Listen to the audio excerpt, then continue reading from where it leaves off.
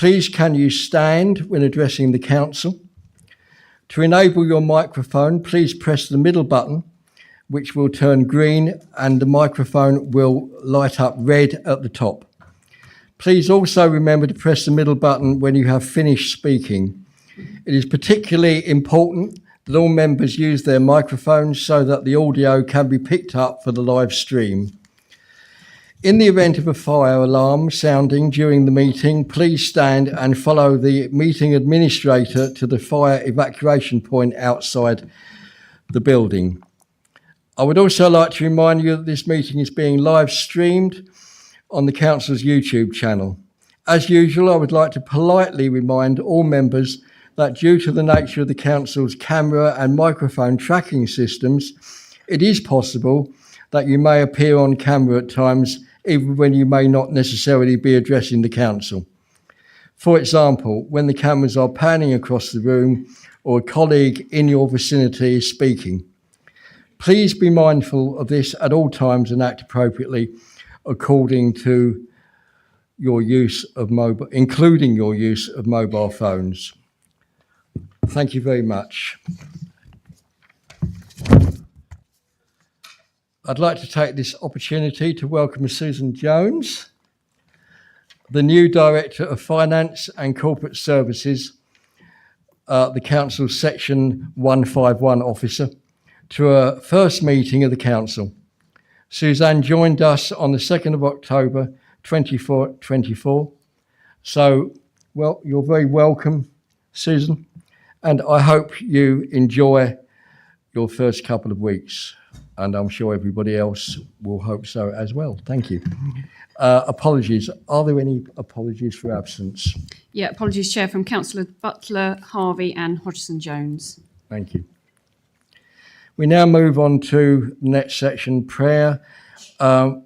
We are privileged today to have Imam Faisal Islam, who will deliver a very short message and a prayer to us. So welcome, Imam Faisal Islam. Thank you.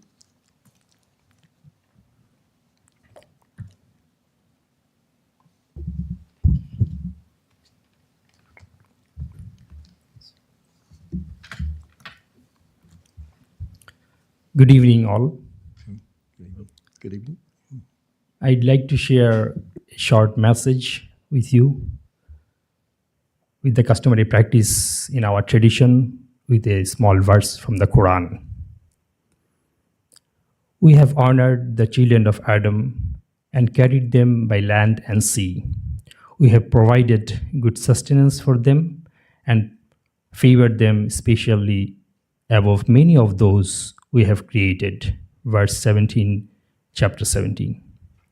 Likewise, he also said, He does not forbid you to deal kindly and justly with anyone who has not fought you for your faith or driven you out of your homes.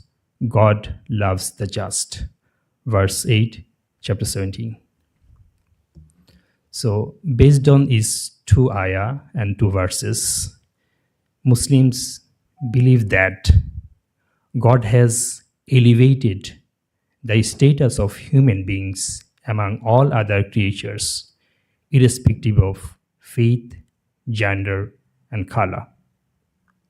Likewise, it was the message of the Prophet Muhammad, peace be upon him, to embody this cooperation among the fellow human being. Likewise, Muslims believe that the idea of worship is not confined to the rituals we do. For example, 5 daily prayers or fasting in the month of Ramadan. Rather, the concept of worship is so wide in Islam, even according to the narration of the Prophet, that greeting one with a smiling face is an act of charity. So anyone, anything, and he can do to help others, and cooperation is regarded an act of worship in Islam. Likewise, the Sharia, which is meant for Muslim as a law, it can encompasses every kind of welfare, not only for the Muslims, for the entire humanity. That is why I quote from Professor Bernard Wyses of University of Utah: Sharia is part of rectitude an individual should follow in order to achieve happiness in this life and the life to come. The core of Sharia law is all about welfare, not for Muslims alone, but for the entire humanity. That is why the Arabs say, لا يستحق أن يولد من عاش لنفسه. Whoever lives only for himself or herself doesn't deserve to be born in this world. So any kind of egocentricity is regarded reprehensible in Islam. So I shared the message. Today we see that many people around the world are suffering in different ways. So it is our responsibility as a human being to stand and cooperate in this regard. So we believe that the Muslim in the UK will do the part and live in a meaningful way among all other people who believe in different tradition. Thank you all. We pray finally to the Almighty God so that He enable us to lead according to the teaching of divinity so that we can prosper here in hereafter. ربنا آتنا في الدنيا حسنة وفي الآخرة حسنة وقنا عذاب النار. Thank you. Thank you very much, and we very much appreciate your contribution to the meeting, so thank you. Will you please now turn to item 2 on your agenda, the minutes? Is everyone agreed that I sign the minutes of the meeting of the Council held on Wednesday the 17th of July 2024 as a correct record? All say aye. Yeah. Thank you.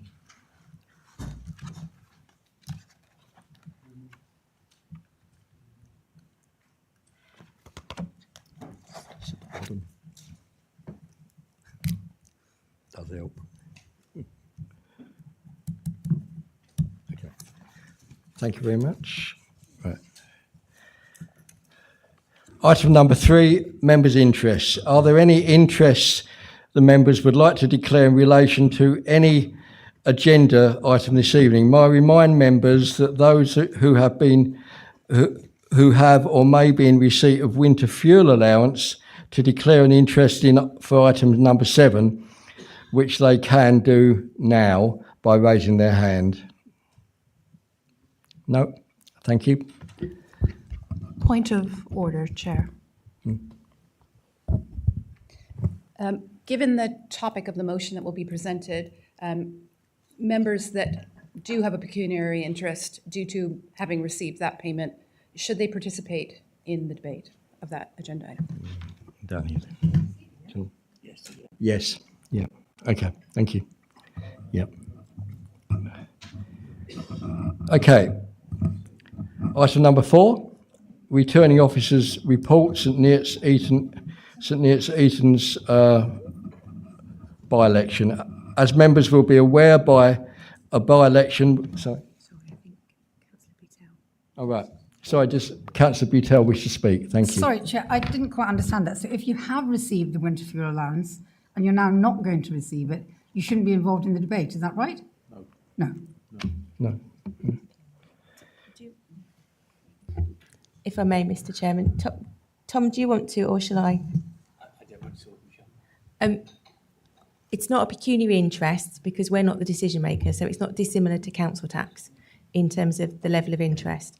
So if you are in receipt or have been, therefore technically you would be affected by the subject, but not to the extent that you can't then take part in the debate. So it's simply, if you were, you may wish to register that as you have an interest, but it is not, as we say in old terms, prejudicial that would prevent you from taking part in the debate. Tom, did you want to add anything to that? Councillor Criswell?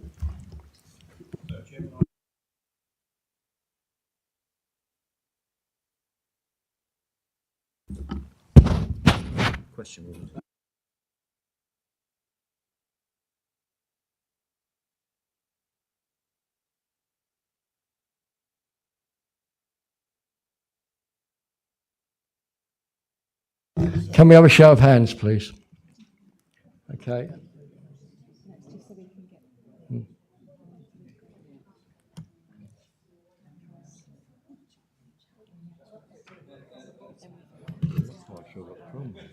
No, all you do is they declare that they've received it. Yeah. And the monitoring officer said it's a dispensation, so they can just take part in the debate. It's just Yeah. a technicality, Yeah, that's all. It's all yeah. done. That's lovely, everyone's Yeah, recorded. Okay. Thank you. That vote is recorded. Thank you.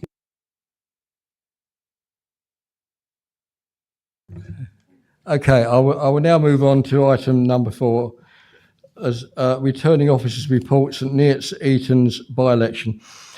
As members will be aware, a by-election was held for the vacant seat in St Neots Eaton's ward following the passing of former councillor Graham Welton. I would like to take opportunity to welcome and congratulate Councillor Barry Chapman, on his return to the District Council. Councillor Chapman previously served from 2010 to 2022. So we now welcome Councillor Chapman. Thank you. Item number 5, Chair's engagements and announcements. Before I turn to my engagements, I would just like to take the opportunity to enable members to pay their respects to former councillor Colin Saunderson, who sadly passed away in September. Colin had a short term of office on the council, elected to the Fenstanton ward in February 2010, sitting on the corporate governance panel, and served only until May 2011, when he lost his seat, but continued to stand as a Liberal Democrat candidate in several district council elections. Colin had served in the St Ives area since the early 70s, and also represented St Ives Town Council and Parish Council. I'd now like to allow Councillor Conboy to pay tribute. Thank you.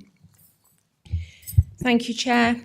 I'm sure on behalf of many of us, many in the chamber who've been around as elected representatives or in the political world for some time will have met Colin. If you'd met Colin, you never forgot Colin. He was fantastically passionate about all of the things he cared deeply about. He was a very active campaigner, and there were a number of legacy projects that if you go to St Ives today, you will still see things that Colin was particularly instrumental in bringing about, including the Corn Exchange. I know that our former chief executive used to regularly still see him on her allotment when he would still regale her with all of the things that he thought that we should still be worrying about many years after stepping down and not being returned as a councillor. I know a lot of us personally will miss Colin very much, but I'd like to put on record my thanks for his tireless service to his community, even when he wasn't an elected councillor. We'll miss him very much. Thank you. Would anyone else like to pay tribute?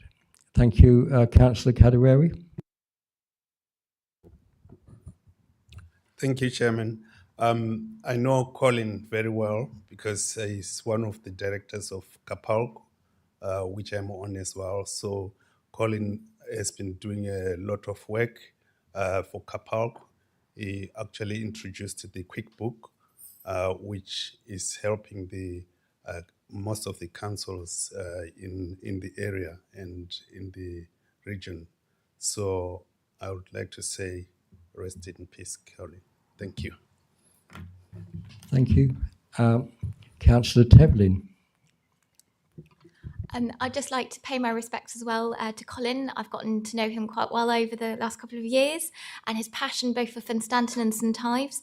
Even in recent months, he was involved in the Funstanton New Village Hall Committee and really helped get me on board there and with Capalc, and he will be very much missed in the community. So thank you.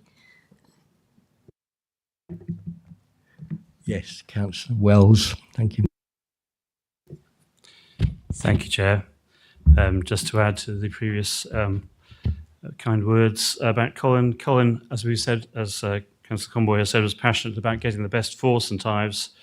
The word tireless is occasionally overused, but in Colin's case, it certainly applied to him 100%. He was a strong supporter of St Ives in Bloom. He was an active member of the Speedwatch organisation. He was a past Commodore of St Ives Sailing Club. His low-profile contributions in single-handedly tidying up the town and the thicket and delivering many thousands of leaflets, both political and community-oriented, were just as notable. He had an acerbic wit, as Councillor Conboy has indicated, and humour, and he didn't spare others' feelings in getting his points across at meetings. Please join me in expressing condolences to Colin's partner Norma and his family. St Ives will be poorer for his loss. Thank you. Thank you, Councillor Wells. Okay, thank you. I'd now like to draw your attention to my engagements listed on page 22 of your agenda. These are engagements which I've undertaken since the previous council meeting held on the 17th of July. Not just mine, but also the Vice Chair's as well. We are fast approaching the Christmas season. I'm sure you're all delighted at that. And I would like to give you all early notification of my annual carol service, which will be taking place this year on the 18th of December at 6 p.m. in All Saints Church on the High Street on the square there in Huntingdon. I do hope that you will be able to attend, and I look forward to seeing you there, as many as possible. Thank you. Item number 6, questions by members of the public. In accordance with Council Procedure 10.1, I understand that no public questions have been received, and therefore we can move on to the next agenda item. Item number 7, notice of motion. May I ask Councillor Ross Martin to move his motion on and to open the debate which will follow, please. Thank you, Councillor Martin. Perfect. Thank you very much, Chair. Must start by saying I am rather saddened that I'm going to have to stand here and talk about something that is really deeply concerning and affecting some of the most vulnerable members of our community. But I am also proud to be standing up to talk and to raise this issue on behalf of an estimated 32,000 residents within Huntingdonshire alone that will be losing out on the winter fuel payments. As you know, the Labour government recently announced a significant restriction to the winter fuel payments, limiting it to pensioners who receive mean-tested benefits such as pension credit. While the government claims this is to help focus resources to those who need it the most, the reality is far more troubling. Let us consider the facts. According to Age UK, this policy change means that around 2 million pensioners, many of whom are already just about making ends meet, will no longer be in receipt of winter fuel payment this winter. These are people who are not wealthy. These are people that are just getting by. And these are people that are just sitting just above the threshold to qualify for pension credits. And we all know heating a home is not a luxury in winter. It is a necessity for health and well-being. The importance of winter fuel payment in our community cannot be overstated. Here in Huntingdonshire and across the country, older residents rely on this payment to stay warm during the coldest months. For many, the winter fuel payment has meant that they didn't need to make the really difficult decision of whether to heat or whether to eat. By reducing access to this essential support, the government risks putting thousands of pensioners into fuel poverty, increasing their vulnerability to cold-related illnesses and even death. Now, that's circa 4,000 deaths as per Labour's own analysis in 2017. The criticism of this policy has been swift and loud. Age UK, the Countryside Alliance, Scope, National Pensioners Convention, National Energy Action, End Fuel Poverty Coalition, Independent Action, and many other respected charities have raised alarm about the negative impact that this will have on many vulnerable pensioners. They highlighted not only the immediate threats to health, but also the administrative and the psychological barriers many pensioners face claiming pension credits. The sad truth is, many eligible pensioners do not apply for these benefits, either because they are unaware or because of the stigma attached to benefits or means-tested benefits. And the consequences. Even more of our elderly residents will fall through the cracks because of this policy. Let me make it clear. The winter fuel payment has been a lifeline to thousands of pensioners, not only here in Huntingdonshire, but across the UK. It has helped older residents stay warm without having to make the impossible choices. Yet now, under these rules, those on just over £11,500 will be punished, regardless of their real financial hardship. And let us remember, this change has come with little to no notice and no alternative measures to protect those most vulnerable.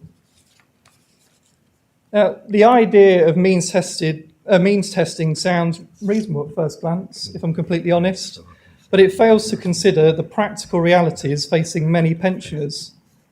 As I mentioned, many of those who are eligible for pension credit currently are not claiming it, and it's estimated 880,000 people across the UK fall within that category. Whether that's due to administrative hurdles, lack of information, or, as I said, the perceived stigma attached to mean-tested benefits, they are left out of the system, and now they are left out in the cold, literally. This motion calls on the Council to take action. Firstly, we urge the Council leader to write to the Chancellor of the Exchequer requesting a review of this decision. We ask the Government rethinks this policy to protect pensioners who do not claim pension credit but are still at a great risk of fuel poverty.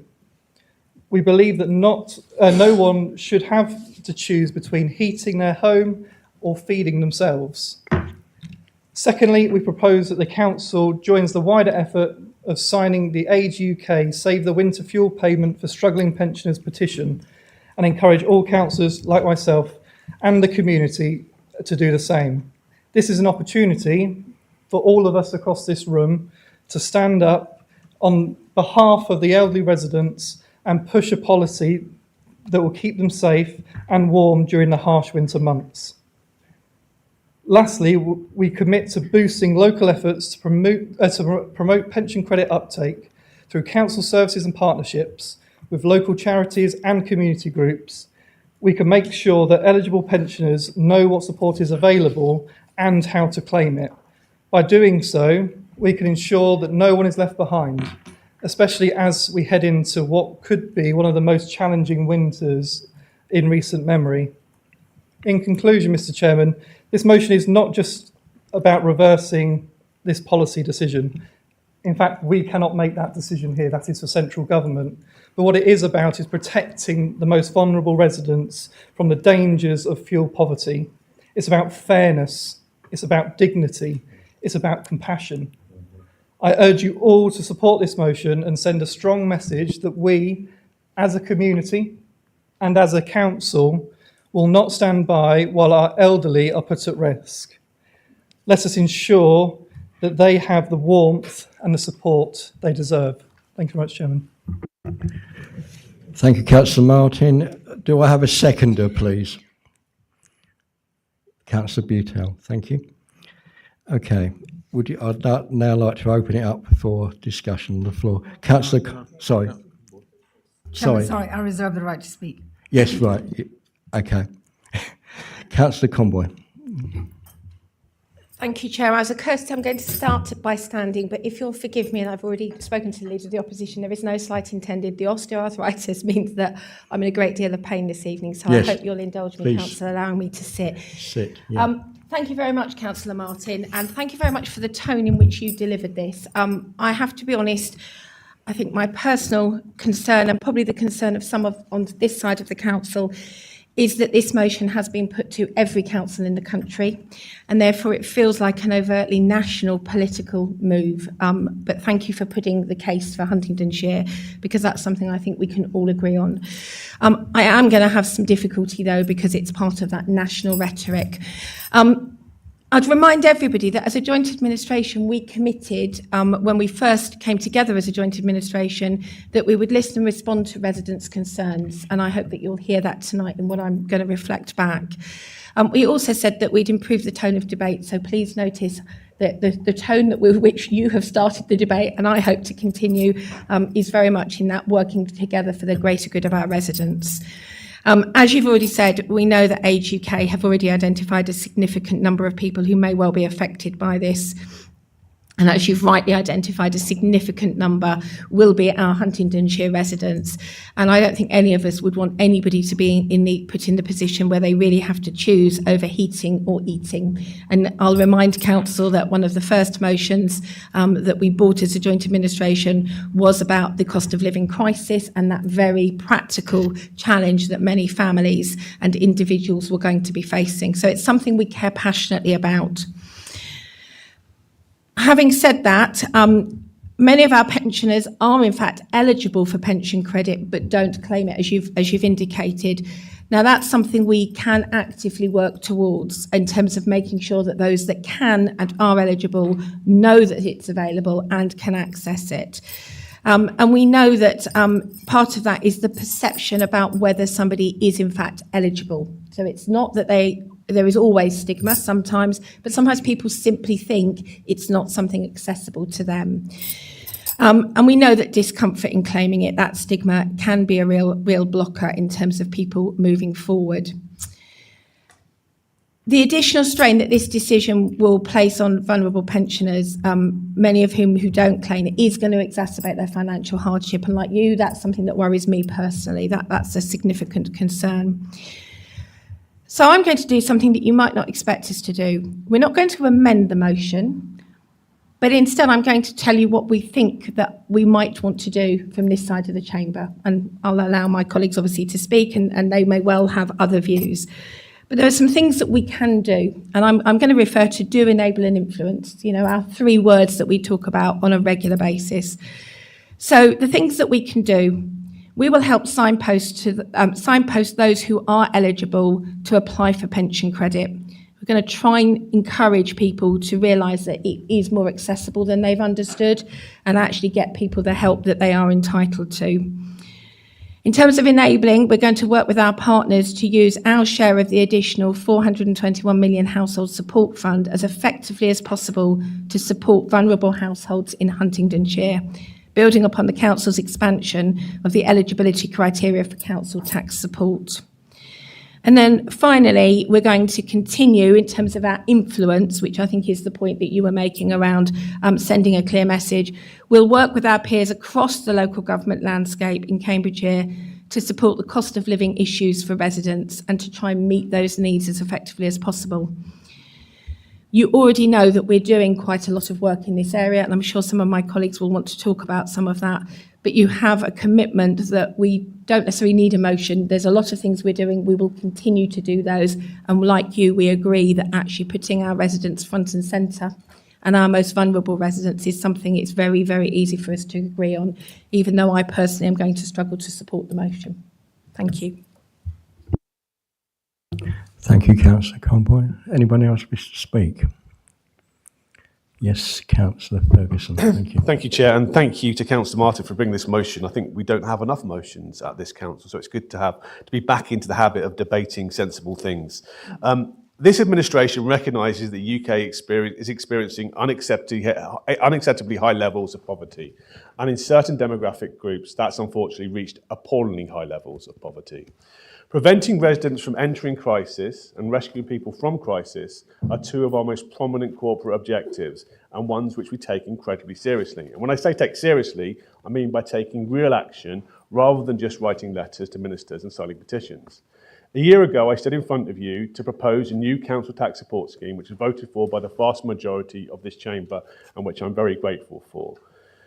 That scheme, by offering up to 100% support for low-income households, we've directly addressed financial hardship, ensuring that thousands of families are protected. The revised CTS scheme, which came into effect in April 2024, is not only simpler, but more generous, as shown by an increase from about 1,300 to nearly 4,000 households receiving full council tax support. This council has put its money where its mouth is in making sure the most vulnerable people are supported. Now, I mention this because by focusing our resources through a means-tested approach like council tax support, we've proven that with limited resources, it is possible to efficiently and effectively provide targeted support to those most in need. So this motion, as we're going to hear the same motion at County Council next week, is obviously political. But this isn't a political issue because successive governments, including those involving all three main parties, have failed to properly address this poverty problem head on. It's been almost 20 years and 7 prime ministers since the last prolonged period of falling poverty. So there's obviously no easy solution to this pernicious problem. According to the Joseph Rowntree Foundation, there are more than 1 in 5 people in the UK, that's 22%, are in poverty. That's about 14.4 million people. Those numbers are rising, and worryingly, deep poverty and destitution are rising most quickly of all. There are 3.8 million people currently experiencing destitution in the UK, which is awful. Although poverty occurs in all demographic groups, it's not evenly distributed. According to the Joseph Rowntree Foundation again, children have consistently had the highest poverty rates, while pensioners, along with working age adults, now have the lowest. So there's about 8.1 million working age adults in poverty, 4.2 million children, that's nearly 30% of all children in poverty, which is disgraceful, and 2.1 million pensioners are also in poverty, also disgraceful. So I think we can all agree that poverty is a huge problem and that this government has a huge task on its hands in trying to reduce decades of increasing deprivation. Now, we mentioned numbers in this motion. In about 2023, there are about 11.5 million pensioners in the UK, and about 1.5 million of those qualify for pension credit. And as this motion correctly notes, there are about 2 million pensioners who'd come just above the pension credit threshold. Now, I'm sure we can all agree that these 3 million people, and more perhaps, deserve immediate help and I absolutely support paying these people some sort of winter fuel allowance. However, if you take 11.5 million, take away 2 million, take away 1.5 million, you leave around 8 million pensioners who are not in poverty or immediate risk of it. I'm sure lots of them are struggling, I don't doubt that, but you mentioned a line between those people who are wealthy and not wealthy, and we have to draw that line somewhere. So we could argue all day about where we should draw the line, but I'm sure that most of you agree that it has to be a line drawn somewhere. And in fact, in 2017, the Conservative government agreed too. They were elected with a manifesto commitment to means test the winter allowance. They didn't actually deliver on that commitment, but they had the intention of doing so when they were elected. Now, the piece of your motion I agree with most is that the administrative barriers to claiming pension credit are real, and we should certainly address them. And this council works really hard for our customer support team, customer advice team, in making sure everybody gets the benefits they deserve. We need to focus on outreach and education to help eligible pensioners claim what they're entitled to with limited resources, and we have a responsibility to direct funds to go what's the greatest need. I support lots of what you say, Councillor Martin, but unfortunately I can't support all of it, and so I have to vote against the motion. Thank you. Thank you, Councillor Ferguson. Councillor Sanderson. Thank you, Chair. Brief interlude there while we. You did say all mobile phones. Yeah, I did say that. Yeah. You're going to get a hammer out and smash it in a minute. Yeah. Well, okay. Thank you, Chair. And I understand why this motion's been proposed. Because it is a little bit political, we understand that. That's how the game's played, of course. There's been a change of government. And I don't doubt Councillor Martin's motivations in wanting to do best for the community. I'm sure that's very genuine. I don't think there's any question of that at all. But I too will struggle to support this. It's deeply unpopular policy. The economy isn't doing that well still. I think our national debt is now 100% of our gross domestic product. First time since the 1960s, a new government has little room for manoeuvre.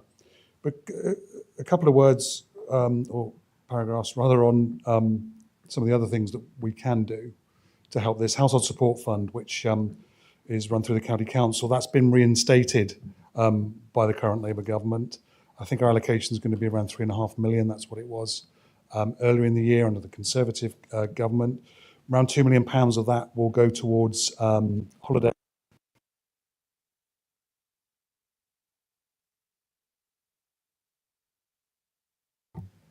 That was between April and September. Of course, during the summer holidays, we won't have those as we move towards the next period, which I think will start in approximately 2 weeks. So there may be more opportunities to help people. That will mean 2 payments of £110, I think, potentially for people that they could use for their winter fuel allowance. Pension credits, yes, I agree. We've got to do more to help people claim that. Other authorities have put out press releases. Could mean an extra payment of £186 a month for the average household. 1 in 3 people in Cambridgeshire who may be eligible and are not actually claiming it. That could unlock other benefits such as winter fuel payments, access to NHS dentists, hospital transport costs and eyeglasses as well. And so some pensioners have perhaps claimed for eyeglasses when they shouldn't, but we'll leave that aside. But that's if you have a weekly income of below £118 a week. So, as Councillor Ferguson said, council tax support, that's something this administration brought in, supported by colleagues across the aisle. That does make a big difference. Before that, we were chasing people for council tax on £85 a week. It wasn't realistic for them or indeed for us. So, as attractive as this motion is, and it was very well presented by Councillor Martin, I'm afraid I can't support it. I know this is going towards every local authority in the country via the Conservative Party. I understand that's how things work, of course, but there are lots of other things we can do, and I think we should very much support those people who will find it very difficult this winter. Thank you, Chair. Thank you, Councillor Kerr. Thank you. My perspective is we've got no power or remit with this motion, and I don't understand why it's in the chamber. I also understand it has been brought to other authorities and councils. I can only conclude it's been born out of political game playing and point scoring, which I find really distasteful. We actually get on really well in our panel, and bringing this kind of political game playing into our small chamber, I don't think is really helpful. I'm sure all members here care deeply about their residents, and my time's better spent promoting the available benefits and allowances they have, and I've been doing that this afternoon in the clinic. So those who are entitled to make a claim know they can, and the barrier of the fear of being seen as needy or getting charity disappears.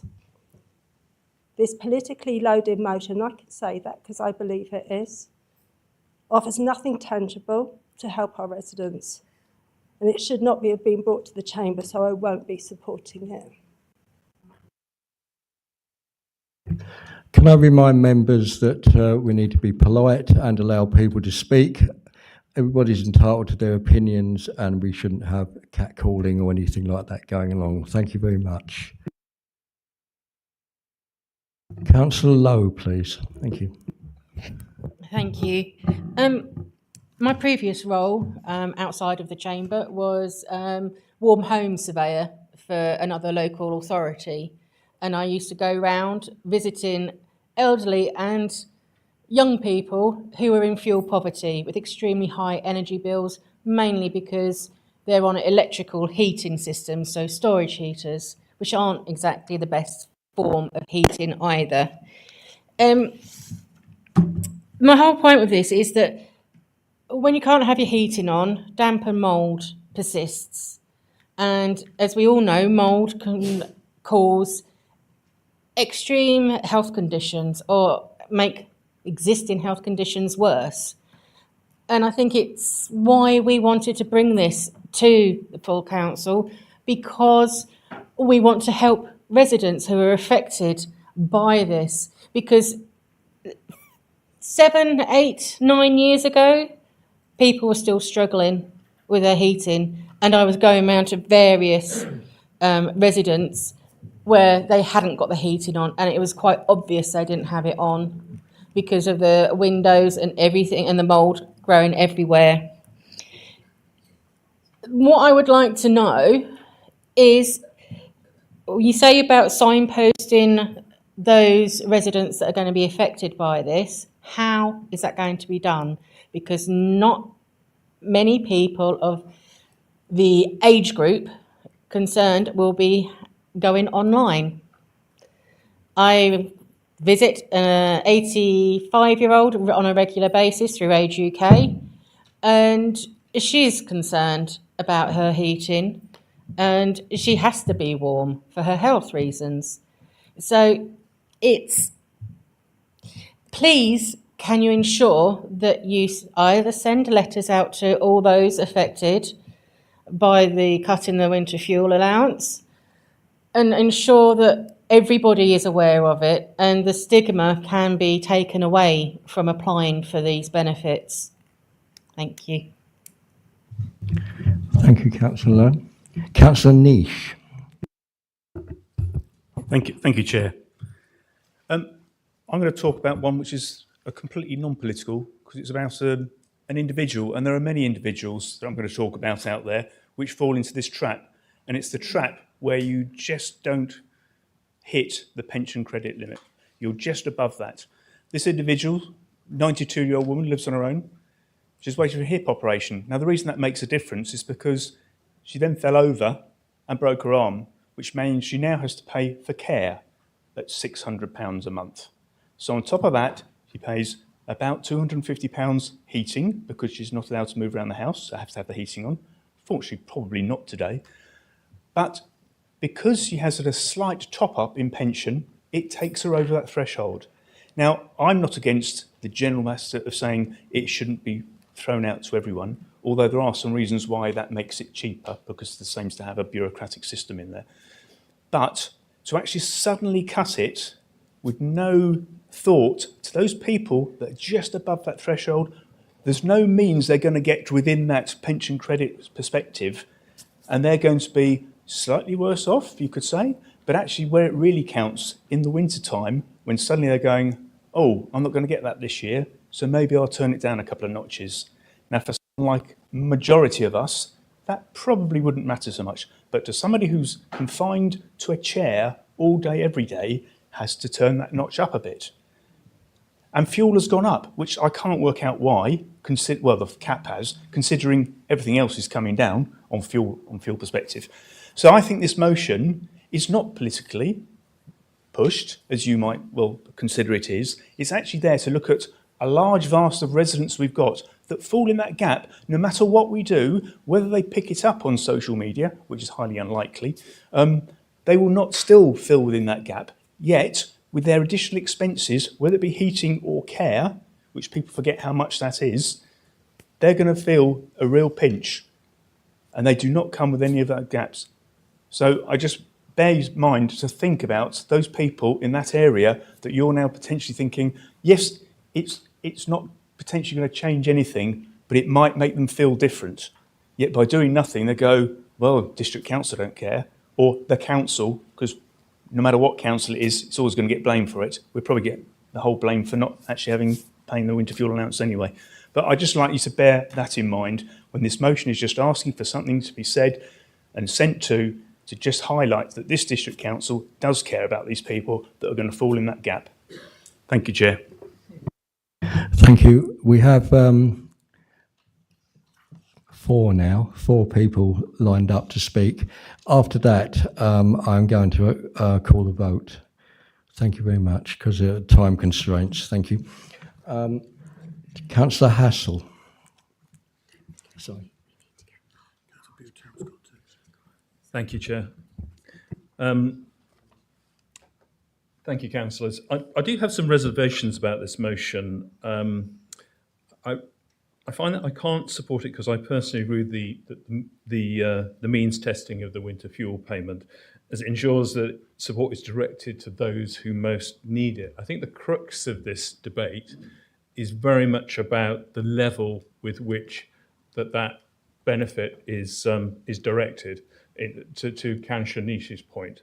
So that's the issue. And I was disappointed by the motion because there's no suggestion as how this objective can be better achieved. For example, linking payments to a council tax band.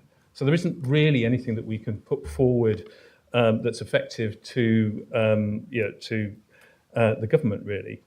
And I think, as other councillors have said, HDC has very limited influence on national policy decisions, such as means testing of the winter fuel payments. We do have MP representatives who can make these points raised in the motion on residents' behalf far more effectively than this council can. And I do pick up the political influence point as well. This motion is disappointingly being whipped by the Conservative Party. And linking national politics to local politics simply encourages residents to vote along party political lines rather than for their best local representative. This motion is an example of this kind of link, really. And it's worth noting in May, if you remember May, the Conservatives lost over 300 councillors, many of whom were good councillors and some of the best councillors I worked with on the OBE and Scrutiny Committee at the Combined Authority were actually Conservative.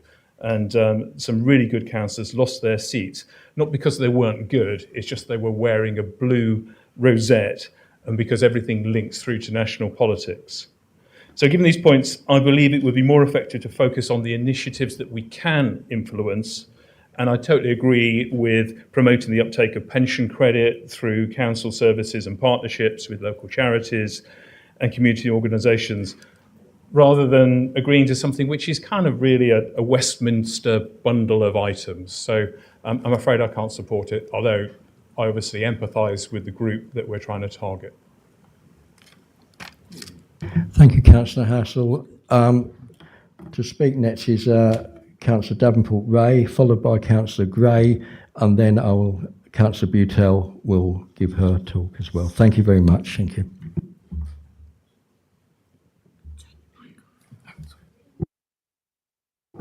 Reading this motion reminded me of two things that I'm really proud that our council does already, and I know will continue to do. The first is about the way that residents can access help from us. A resident that rings the council and explains they're having difficulty paying their council tax bill is not just helped on that one topic. They're asked questions about other things that they might be able to claim, other benefits that they might be able to direct it towards. And the residents' advice team at our district council really provides a service that's above and beyond what our peers are doing right now.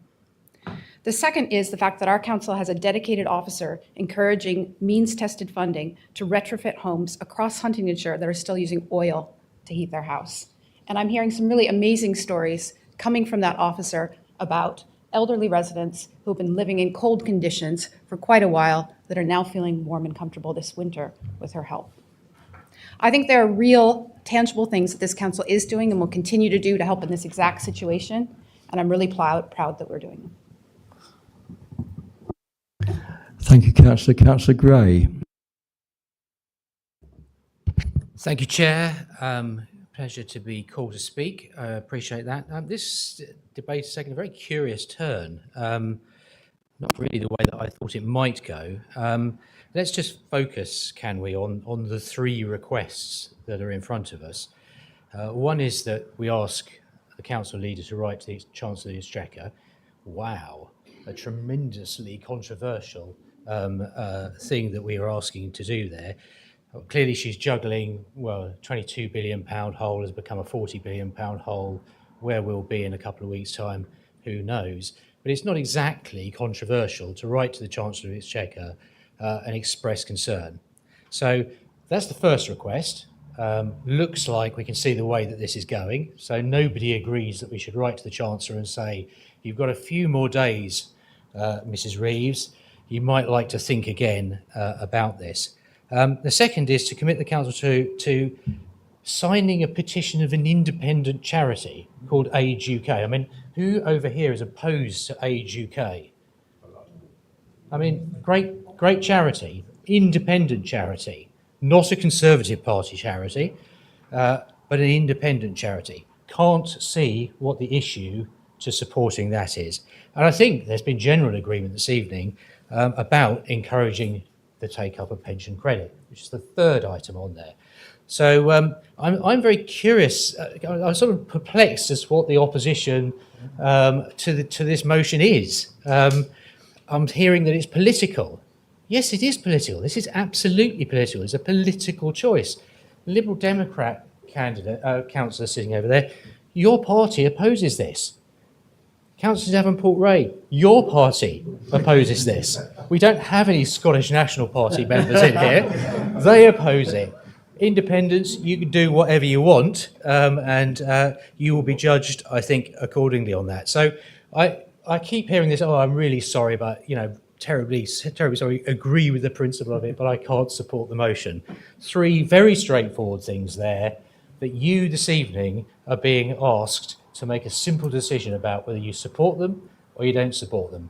And the people of Huntingdonshire on the YouTube channel will make their own conclusions. Thank you. Councillor Butel. Thank you, Chair. As one of the people who will lose the money at Christmas, I just want to say, time is of the essence here. It's all very well for us to sit in this chamber and talk about politics and one thing and another. There are thousands of people who will lose that money in December, and saying that they can fill in a form and they can go for extra money takes time. The time is of the essence, and I do think that any petition that comes forward should be signed. Thank you, Councillor Butel. Thank you for all the comments. I'd now like to move to a vote. Councillor Martin, would you like to respond? Thank you. Yes, thank you very much, Chair. And I think Councillor Gray has hit the nail on the head as always. They're three very simple recommendations that we're putting forward, and three very small asks, which I can't see why anybody could vote against them. And I will just say, agreeing with Councillor Gray, this is politically motivated. I'm not going to hide that fact. It is. But so was Lib Dem motion in Hereford, in Palsy, in Reading.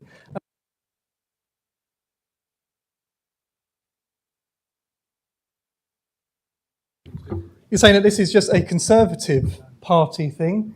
It isn't.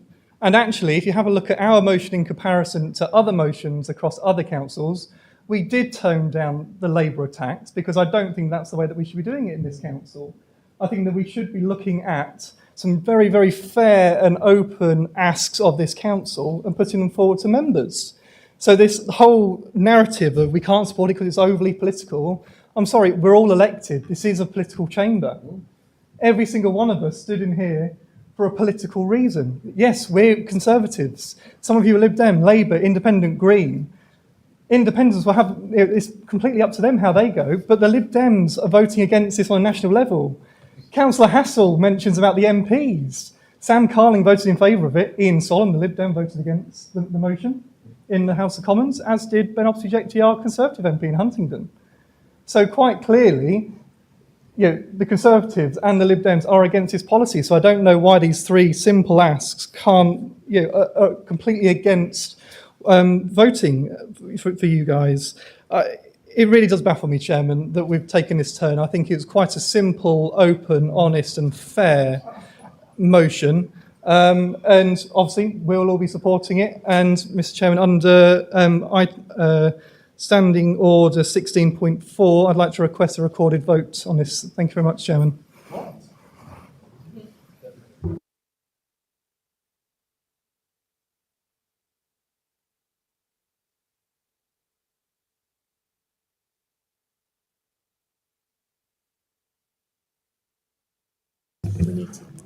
Can we please tone down, be quiet? Thank you very much. You're all getting a bit noisy. Thank you.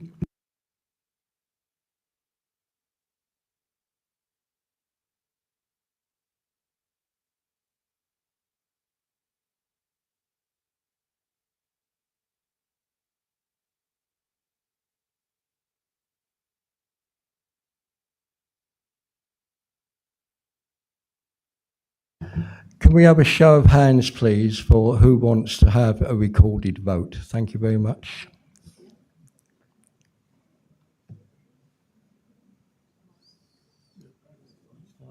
more than a third. Yeah, well done.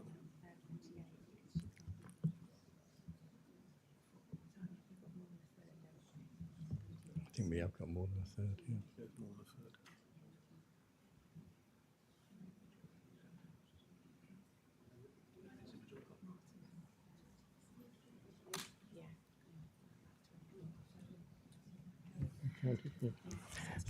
Thank you, everyone. That's carried. Thank you. We will now have a recorded vote on the motion as it is printed in the agenda. Thank you.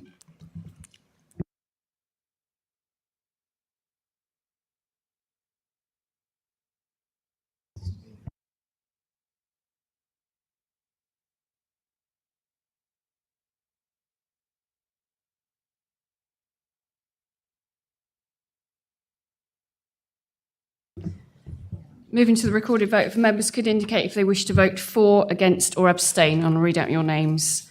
Councillor Alban. For. Councillor Banks. Abstain. Councillor Boutel. For. Councillor Blackwell. Councillor Brereton. For. Councillor Burke. Councillor Bywater. For. Councillor Catmer. Against. Councillor Corley. For. Councillor Chapman. Abstain. Councillor Clark. For. Councillor Comboy. Against. Councillor Corney. For. Councillor Costello. For. Councillor Criswell. For. Councillor Davenport Ray. Against. Councillor Dew. Abstain. Councillor Ferguson. Against. Councillor Gardner.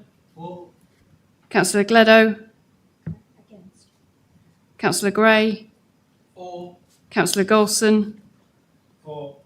Councillor Hassel. Councillor Howell. Councillor Hunt. Abstain.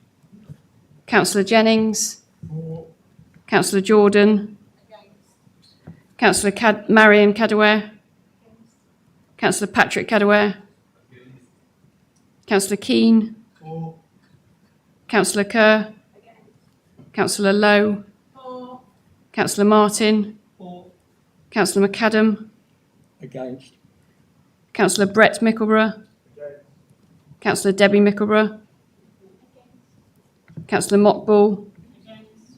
Councillor Niche. For. Councillor Pickering. Councillor Pitt. Against. Councillor Sanderson. Against. Councillor Shaw. Councillor Slade. Councillor Taylor, Ian Taylor. Councillor Simon Taylor. Councillor Terry. Councillor Tevlin left the room for the debate, so unfortunately we can't include the vote. Councillor Wakeford. And Councillor Wells.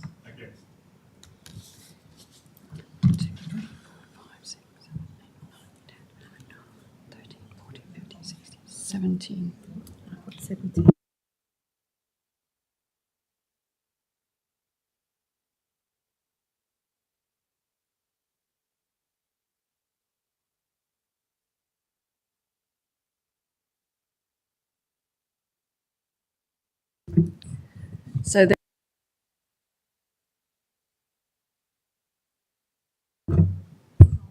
So there were 17 voted for the motion, 26 against the motion, and there were 5 abstentions.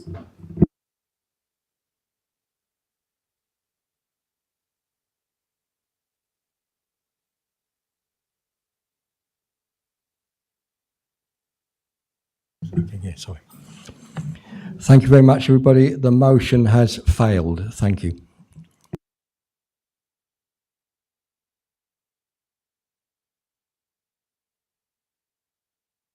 We now move on to item number 8, questions to members of the Cabinet.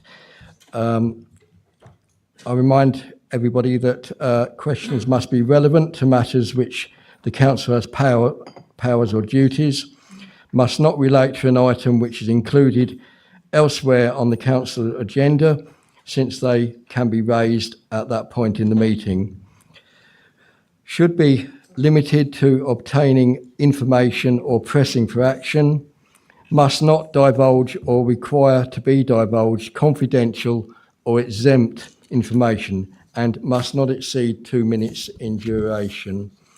I would also like to remind you that if you would like to take the opportunity to ask a supplementary question, can we please ensure that these are raised through the chair and not directly to the Executive Councillor? Thank you. Are there any questions?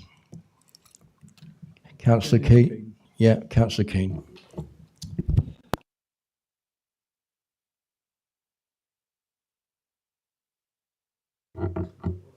All right. So to move from politics to planning, my question is for Councillor Sanderson. Attending the local planning briefings for the parish councils, it was really good to hear that the council was committed to engagement and communication as part of that process. And I'm sure, as we all know, we're having significant developments currently, and there will be more developments as part of that local plan. And we don't always have, shall we say, agreement straight up. There's sometimes a gap between parish and residents.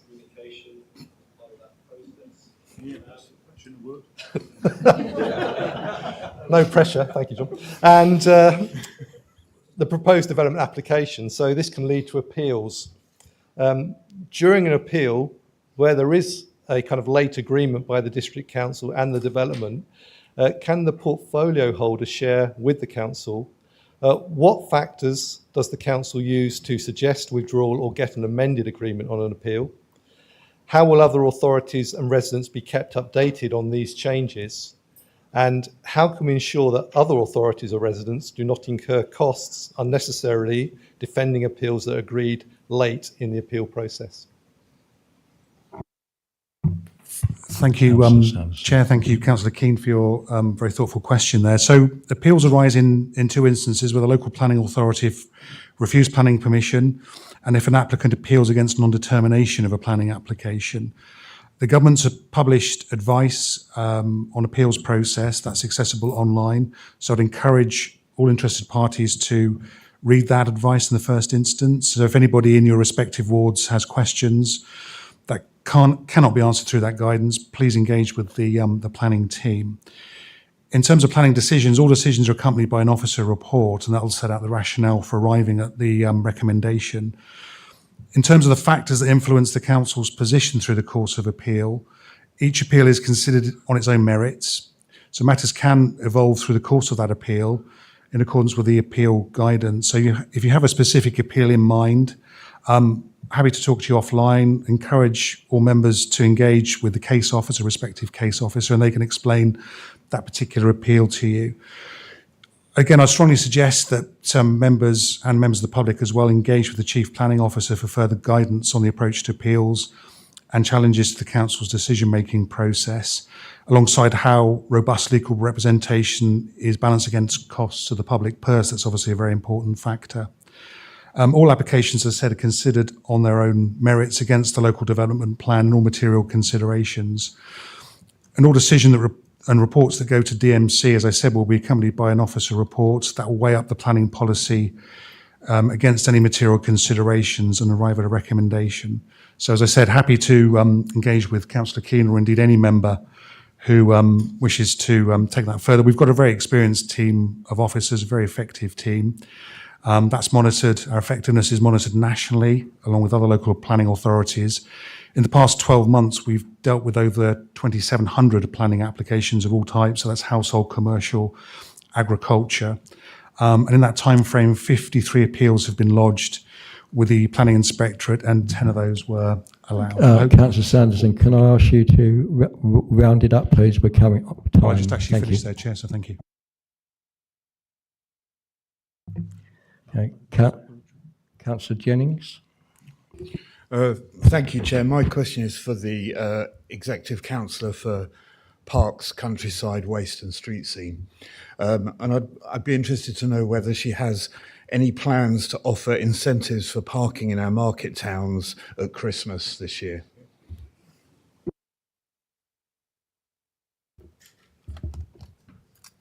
Thank you, Chair. At present, no is the simple answer. Happy to talk to you off out the council chamber, but no, not as yet.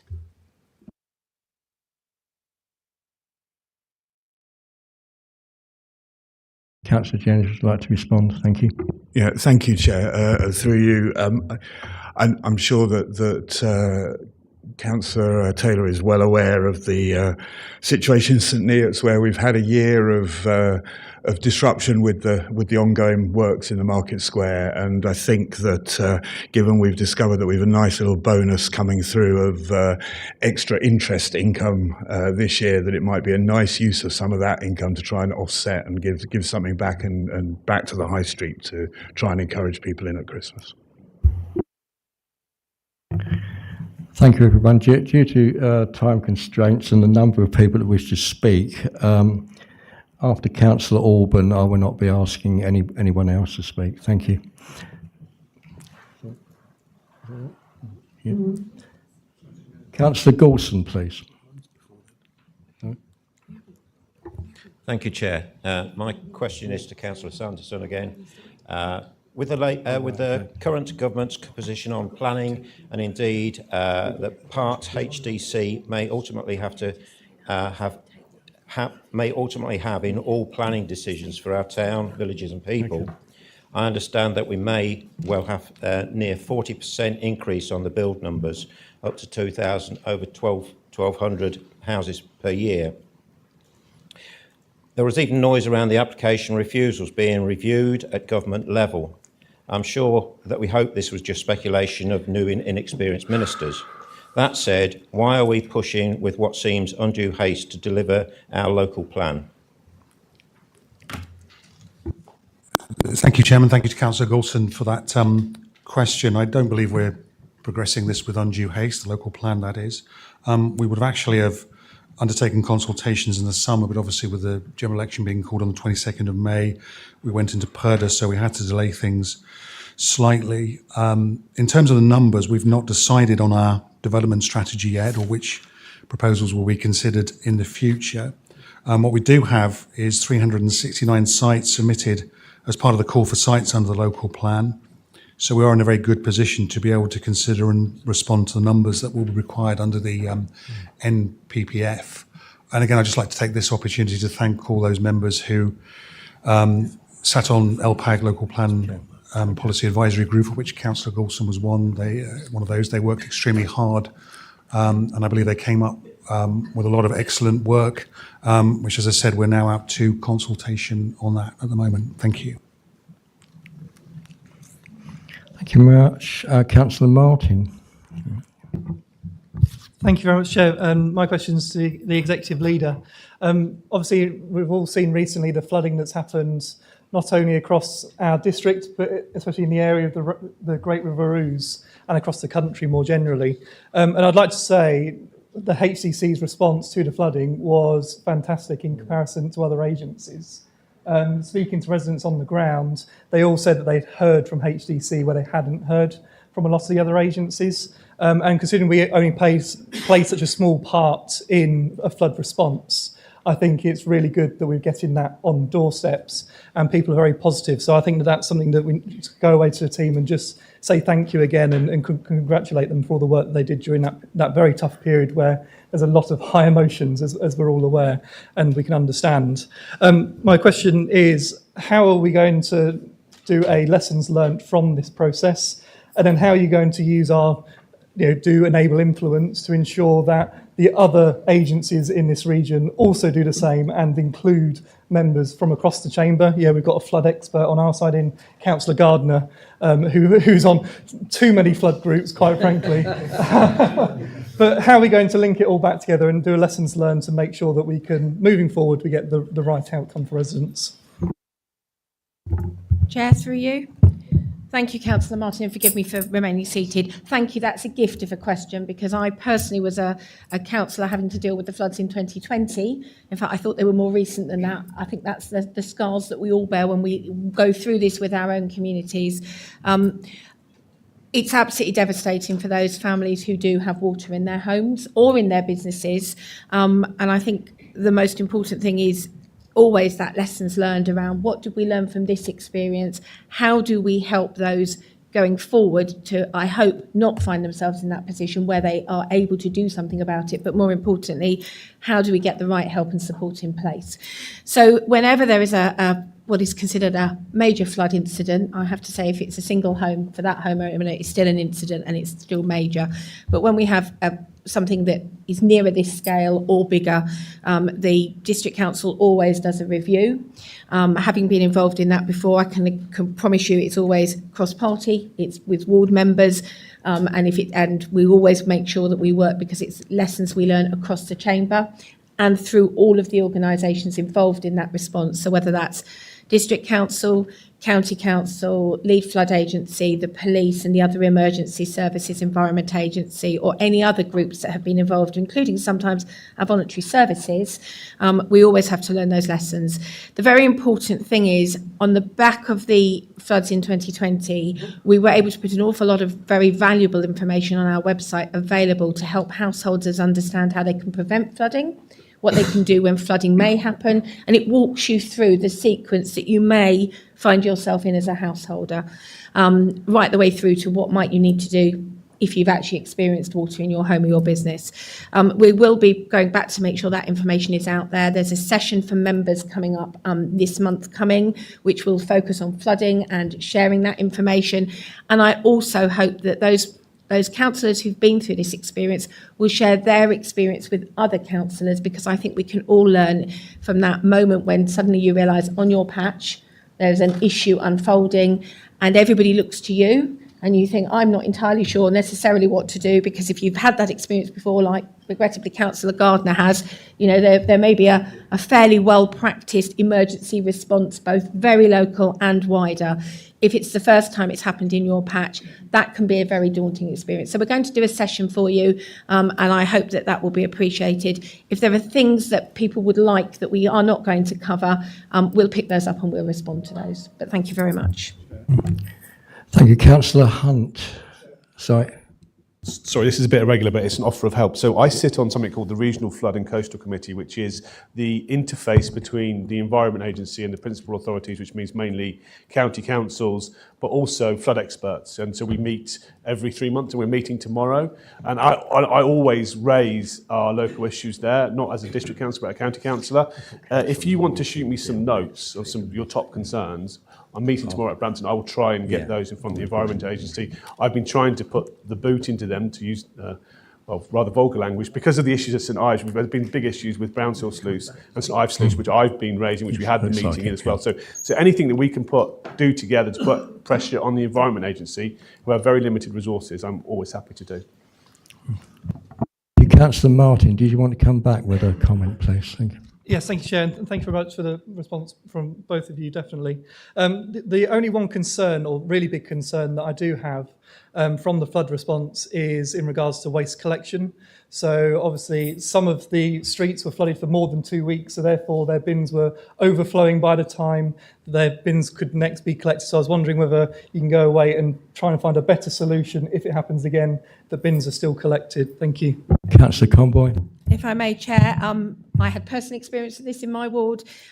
We had some challenges because when highways put a road closed sign out, our crews have to make a decision about whether that's a safe road to then progress down, bearing in mind that they won't necessarily know where the water issues start, particularly if it's a road where you can't see the visible water, and they won't know, for example, if they can turn safely. So we had some really practical challenges. We've had those before, but I think probably the time in which this happened perhaps exacerbated that. Certainly our ops team have been thinking very carefully around what they can do at the point at which they would normally go out and make a collection, and equally the response to that collection. I think it would be fair to say that we managed to collect some bins, but we were inconsistent, and that then frustrated some residents. We equally do not want to leave residents without a service when they're expecting one. But the real catch-22 for our ops team is they don't always know when the water's subsided. So I would really hope, again, we can pick that up outside of the meeting. But I think that local intelligence, particularly from ward councillors, so if you're aware, obviously we will know from the people reporting directly to us, but if you're aware that there's an issue, and equally that suddenly a road is now available to have a collection, that's the kind of local intelligence really helps our ops team to do what they do brilliantly, but they are rather stymied when they don't necessarily have that intelligence and they've got to make a decision as to whether to venture down a road. And actually 9 times out of 10, I think we'd all agree, if it's closed because of flooding, that's probably not a good place for them to be. But equally, we want to make sure residents get the service. So, yeah, there's always lessons learned. It's always a learning process. That's how we work as an organisation. So thank you. Thank you. Councillor Hunt.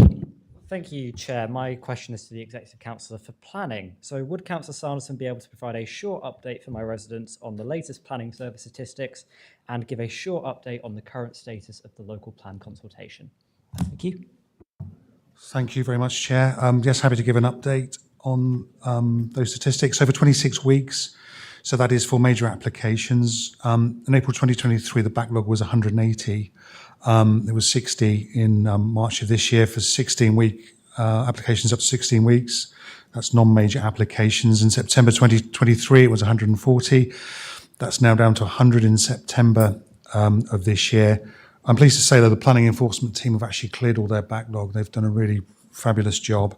They've got 23 new cases. They've closed 35 of those. There's still a lot of live cases, though, as I think members will be aware that often some very complicated ones. So we still have around 400 of those live cases that we're still dealing with. In terms of the local plan, I think that the exhibitions that the team have done around the district have gone down very well. I know we had an excellent turnout in Yaxley amongst residents. They were in here in Pathfinder House on the 10th of October. And the next one will be on the 21st of October, Sawtry Women's Institute. Following day, they'll be in the Kimbolton Scout Hut. 28th of October, they'll be in Loves Farm. 31st of October, they'll be in Ramsey Community Centre. I'm aware there's been a little bit of chatter on social media about the portal. So if members are getting feedback that perhaps comments aren't coming through on those, please let the team or myself know. I hope that's helpful. Thank you. Thank you. We have now actually gone beyond the normal 15 minutes we allow for this. However, I'm prepared to allow 3 more councillors to speak. Councillor Hunt, before we go ahead, would you like to respond? Thank you. Yes, please. At the risk of asking a leading question, would the Executive Council like to thank all the officers in the planning enforcement team involved in the local plan consultation process and across the planning service for their continued hard work? Chair, I will happily do that. Thank you. Thank you. Councillor Shaw, please. Thank you. I was listening to the radio last week and heard Councillor Taylor talking about HTC partnering with Hey Girls to offer free reusable period products for local residents. I think it's a brilliant idea, and to help with period poverty and reduce waste in the district, what I'd like to ask is, do we have any sort of information on the uptake on that? Thank you, Councillor Shaw. I will be very quick on this, if you may, Chair. So, excuse me if I talk fast. Huntingdonshire District Council, in partnership with Hey Girls, are providing free reusable period products to residents to reduce waste. I'm just going to give you a quick, brief background in case you don't know about it. So each year, disposable period products contribute to a staggering amount of waste. In 2019, Huntingdonshire alone sent 260 tonnes of these products to landfill.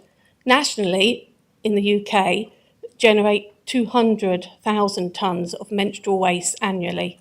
By offering reusable alternatives, HDC aim to tackle this growing environmental issue. The climate strategy adopted in 2023 has an action plan aimed to achieve net zero carbon emission by 2040. The strategy includes plans for the council's operation as well as ways to encourage local people to take action. so, which is what the waste minimisation team are strongly achieving. Period cups have been very well received. This is to your answer, Councillor Shaw, online. The online ones went in about 6 hours after they were promoted on social media posts. Every comment on Facebook and LinkedIn were very positive. There might be some left at the food banks at Godmanchester, St Neots, St Ives and St Neots and Huntingdon Libraries, which is where we've placed them. The team are currently sourcing more funding to try and continue this programming. Thank you. Thank you, Councillor. Councillor Burke, please. Thank you, Chair. Towards the end of 2022, we were all presented with a report detailing the potential quite significant deficit facing One Leisure. And it was decided that an 8.7% increase would be implemented from January 2023. Here we are nearly 2 years on, and I just wanted to find out from Councillor Pitt what the latest position is with One Leisure in terms of membership numbers and the financial situation. Thank you, Councillor Burke. Would you like to respond? Thank you, Chair, and thank you for the question. So One Leisure has been a long-term project way before COVID and the recent energy crisis and cost of living crisis to bring it to a financial self-sustainability. So I'm really delighted that in the 6 months to September 2024, for the first time, we've seen a total monthly income exceeding the total expenditure by a significant 9% for One Leisure. And behind that headline figure, we have 39% of growth in membership since August 2023, the highest ever membership base at 8,601. And we have 3,300 people enrolled in our swim school. We've also seen a 71% increase in attendances at our active lifestyles programme since August 2023. So we're now consolidating this position by investing in facilities to shore up the long-term sustainability of our One Leisure centres. So that involves investing in new gym equipment in St Neots, St Ives, looking at increasing the availability of exercise classes and updating the website. So this isn't just about a better bottom line for the council, it's also about the human benefit that we get from people being more active in our district. So it's really exciting news. I mean, it's been a really big piece of work for this council and the officers involved. So I'd like to say thank you to all of them, and for Councillor Taylor for steering this project for the last 2 years. And I'm delighted to be able to report this excellent news. Thank you. Thank you, Councillor. Councillor Alban, please. Thank you, Chair. I'm not sure which executive councillor. I think Councillor Simon Taylor, but if it isn't, I'm happy to take the answer from whoever. I know judging things on social media isn't always a good thing. It's always a reliable thing, but certainly there's been some very positive comments on some of the Stilton Facebook pages about the Saturday Freighter collection. One resident saying, come on guys, use it or lose it. So rather than just rely on positive comments on Facebook, including my own promoting it, what measures are going to be used to judge whether that service is a success, and when will that measurement take place? Thank you, Councillor Alban. Thank you, Chair. Thank you, Councillor Alban. I do believe it is me.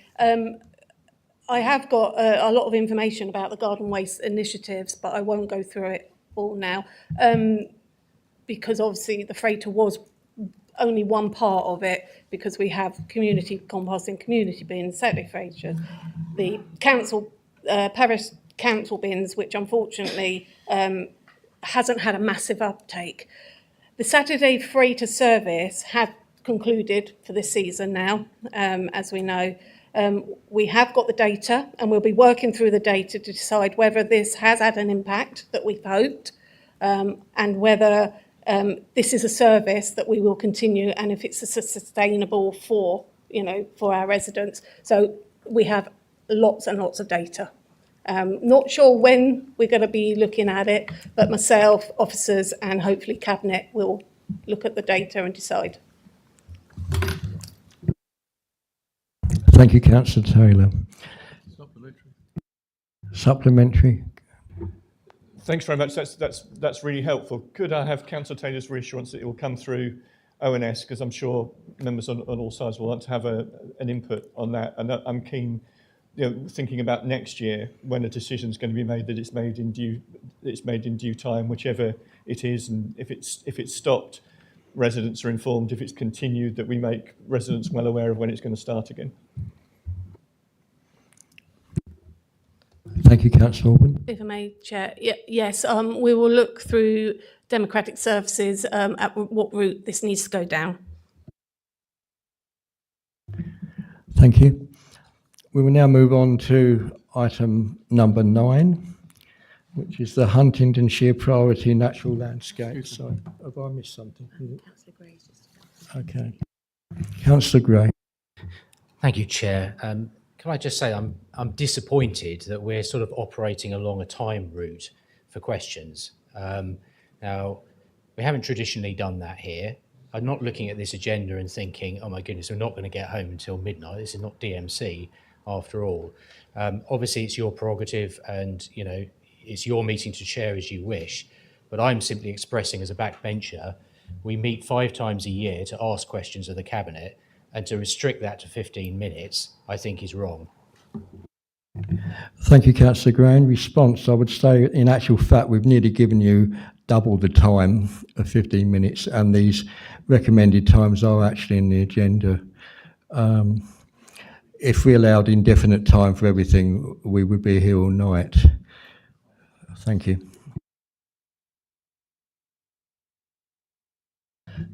I will now move on to item number 9, Huntingdonshire Priority Natural Landscapes. Turning to item number 9, Councillor Simone Taylor, can I invite you to present the report on priority landscapes, please?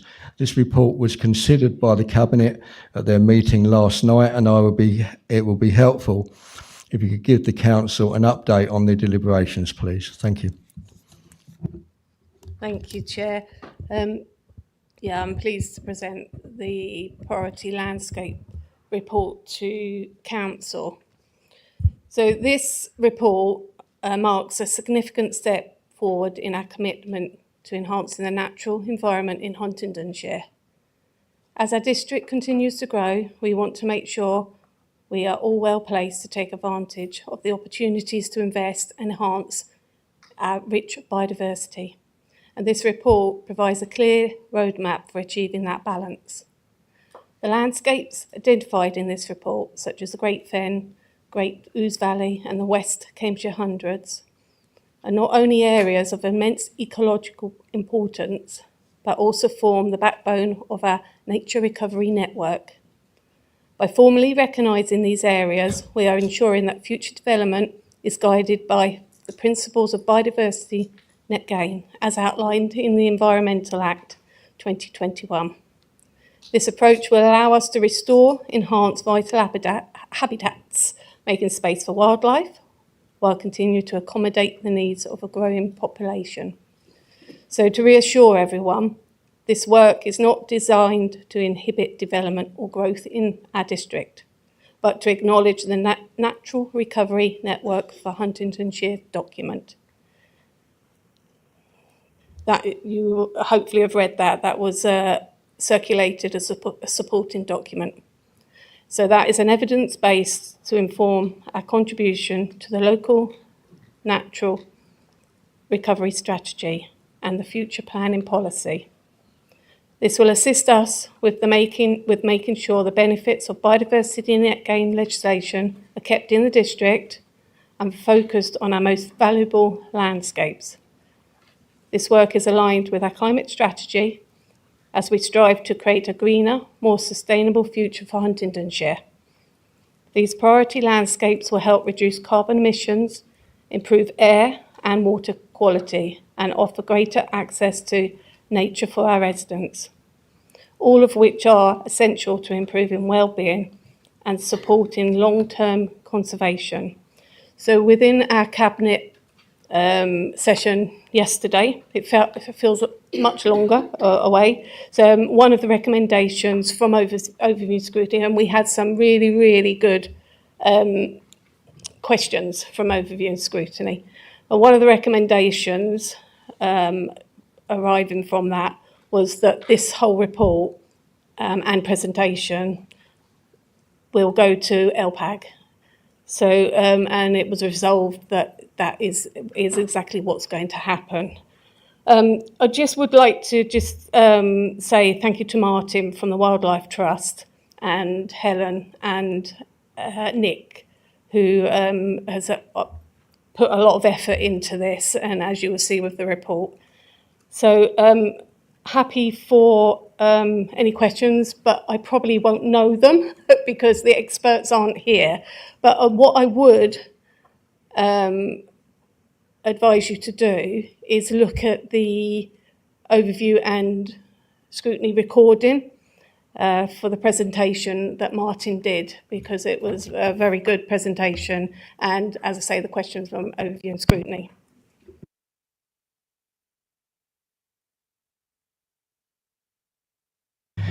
Thank you very much. I'll just point out that this is a recommendation for noting. There will be no vote on this. So anyway, I'm now opening it up for members to make comment. I'd like to start with Councillor Davenport-Ray, please.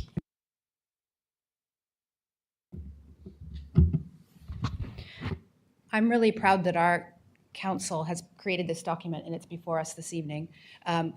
Nature and wildlife across our country is decreasing in variety and in biodiversity quickly and faster and faster every year. Some of the biodiversity and nature that was existed in Huntingdonshire we will never get back. And so us being able to identify what our priority areas are very important. In the months to come, we'll see all of Cambridgeshire come together, all of the districts, in an attempt to decide what's the priority amongst all of us. And we will be the only district that comes to it with our own document saying what our priorities are to bring to that conversation. So I'm very happy that it's here today, and I really appreciated the comments from Overview and Scrutiny that helped us at Cabinet the other evening. Thank you, Councillor. Councillor Hassel, please. Yeah, thank you, Chair. And yeah, I agree with all the previous comments. I think this is excellent comment, excellent report, and I think it sets us up for the future. I just wanted to clarify on the recommendation from Overview and Scrutiny to get LPAG to look at it is whether we can get Martin from the Wildlife Trust along. I think it's really important that those of us on LPAG are as educated in this area as we possibly can be.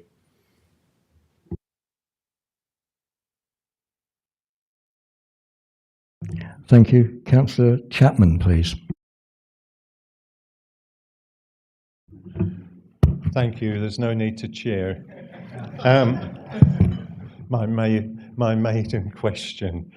Yeah, I'd like to ask the portfolio holder. I mean, I'm totally behind all of this, but we are a district which is built around the river. Certainly definitely the southern part of the district, and yet we constantly have planning applications for floodplain, and I'd like to see something included in this report, if it's possible, or if there is a revision going which protects our floodplains. We've had a local plan going round where floodplains that have been previously rejected have been submitted again, and for your ward, Councillor Taylor, and mine, we have the highest number of homes in the whole of the county at risk of flooding.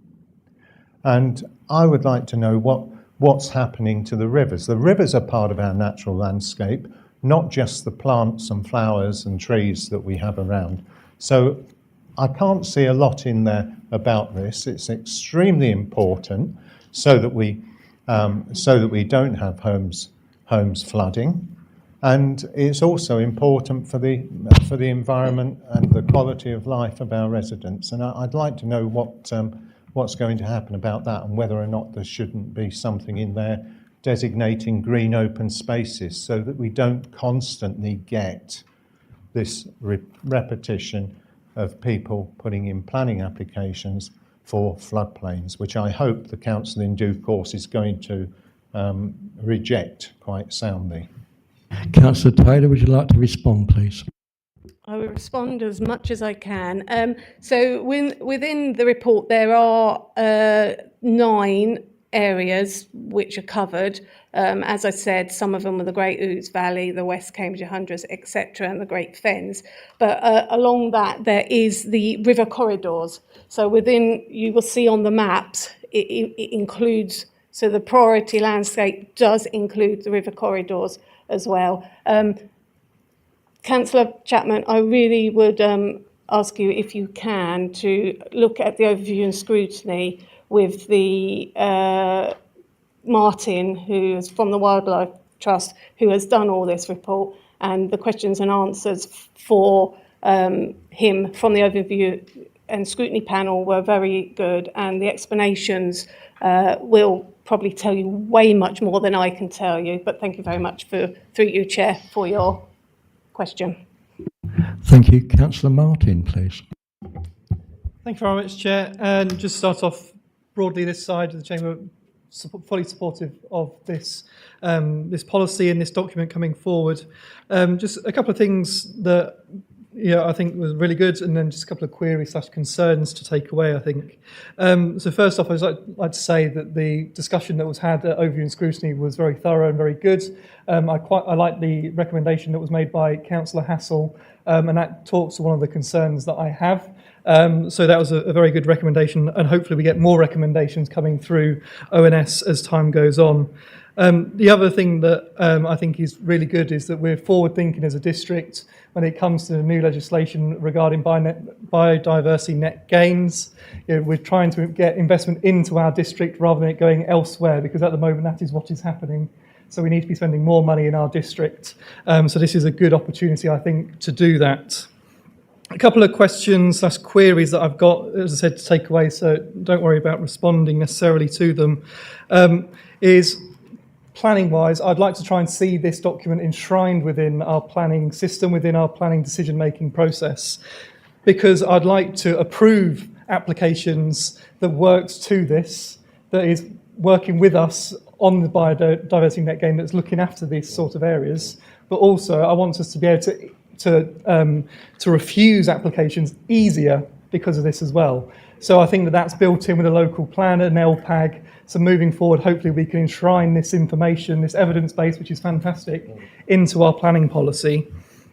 And then the only other one that I have, Chair, is I am slightly concerned that county are going to be doing the same piece of work come the end of the year as part of legislatively, statutorily they have to do it anyway. So I am concerned that we're doing the work and they're going to do the work as well. And it's costing both councils the same amount of money to do the same style of report and the same sort of thing. But otherwise, Chair, fully supportive of this, and we'll be voting. Well, there's no vote, but we are fully supportive of this. Thank you. Councillor Taylor, would you like to respond to that at all? Thank you. Chair, I can respond on the last piece. So our piece of work will fit into county's piece of work. So we have done our piece of work, ready for it to go into the county's piece of work. County are doing it on behalf of Combined Authority. So I don't think we're going to be doubling up. It's just that our work now, we have stipulated what we want for our priority areas. That will now be fed into the county's work. Thank you. Councillor Gardner, please. Thank you, Chair. Thank you for a very good report, which I do broadly support. However, I do believe you have one error in your report with regard to the Graffham, Brampton and River Kim area. If you look at it, you are allowing, or you could allow, development right up to Graffham Water itself. Now, to my mind, that goes wholly against trying to keep Graffham Water within a rural landscape, because it is a major tourist attraction for this district. If we have housing right up to, or as mixed use as it says in the local plan, up to 9,500 houses and mixed use right up to Graffham Water, that is doing nothing for nature. It is doing nothing for the rural aspect of this district. And that is what I do not think is correct with this report. We should have been much more robust and kept that nature rural area right up to Buckton from Grafham Water, which this does not do. Thank you, Chair. Councillor Davenport-Ray, would you like to respond? Can I offer a point of personal explanation? The document before us is not a planning document. It doesn't preclude or exclude development of any kind. It highlights where we think our priorities are for nature. The situation you're describing, I would hope all of the members would encourage their residents to respond to the current local plan consultation, because that's exactly the kind of opinions that we want to hear, both in terms of the building on the floodplain and exactly what Councillor Gardner has just talked about. So please keep in mind, this is not a planning document. It's a body of evidence that's going to be used in the future, but the local plan consultation is where we really want to hear everyone's opinions about those issues. Thank you, Councillor Gray.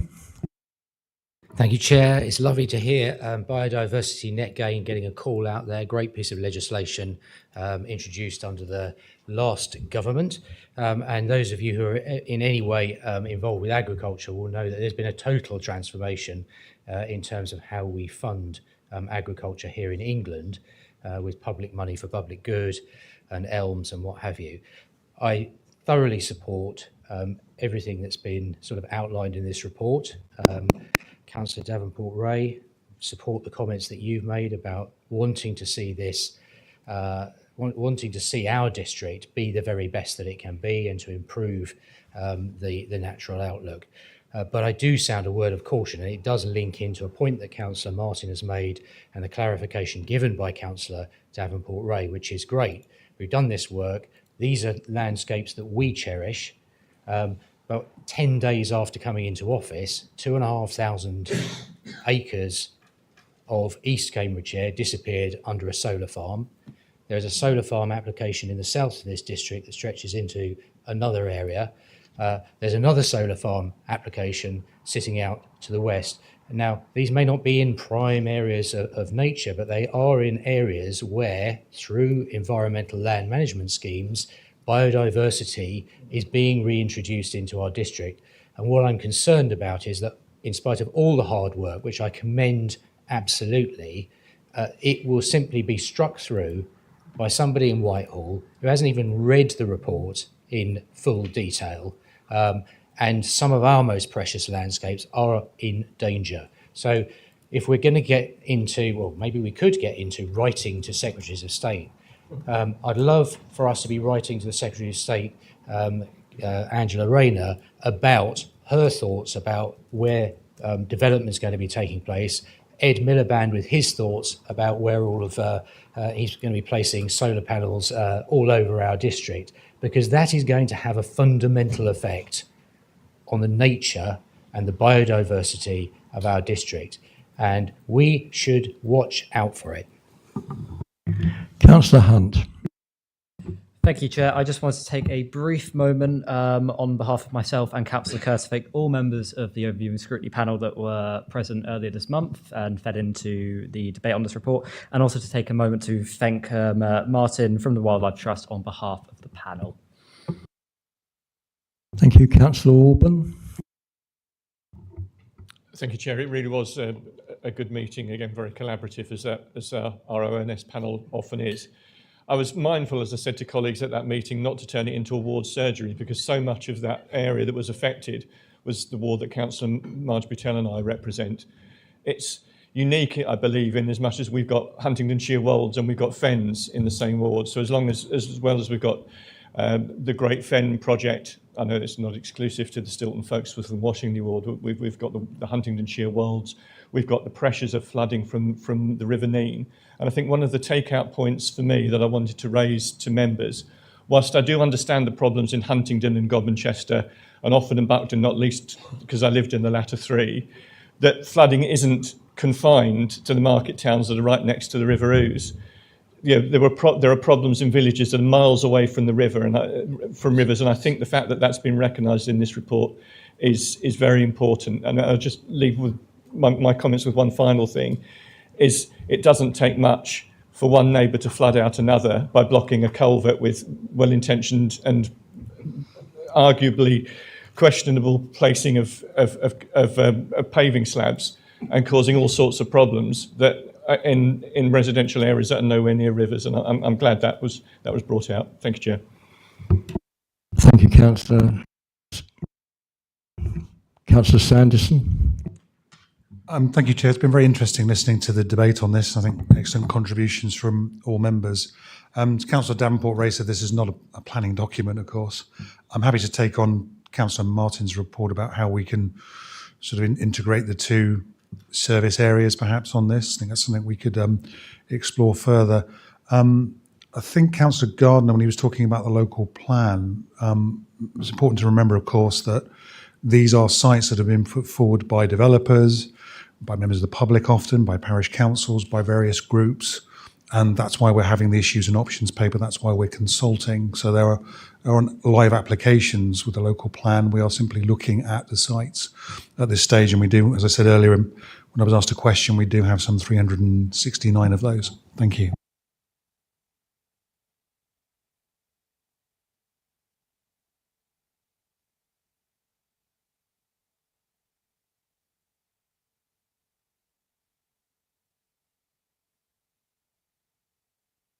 Thank you. Councillor Taylor, would you like to sum up, please? No? Okay, thank you very much.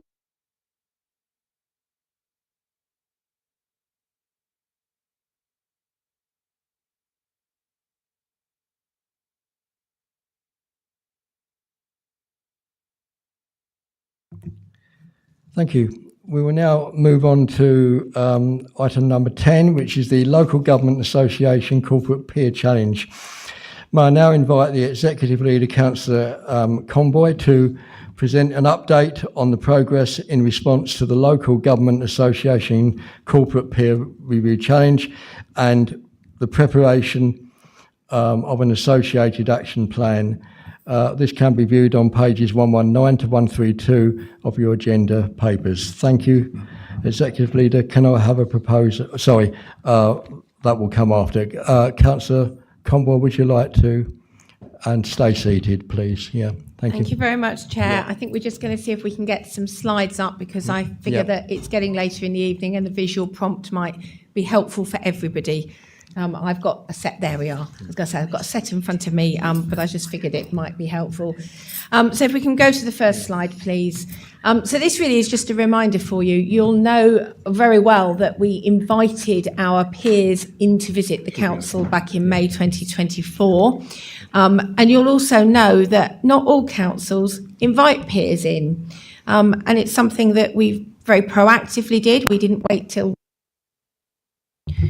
we were told to do it. We did it because it was something we genuinely welcomed and wanted to invite. The whole point of a peer challenge, and the wording is really important. I was reminded of this just the other day, that it is a challenge and it's not supposed to be a pat on the back. It's genuinely there to add value, to challenge thinking, to raise questions, and to enable us working with the peers to think genuinely about all of the aspects of our work and how we're performing and whether there are things we might want to do differently. It is part of the improvement and assurance framework for local government. And as you see there, it must be undertaken within every 5 years, but we've done this quicker because we think it's a very valuable experience.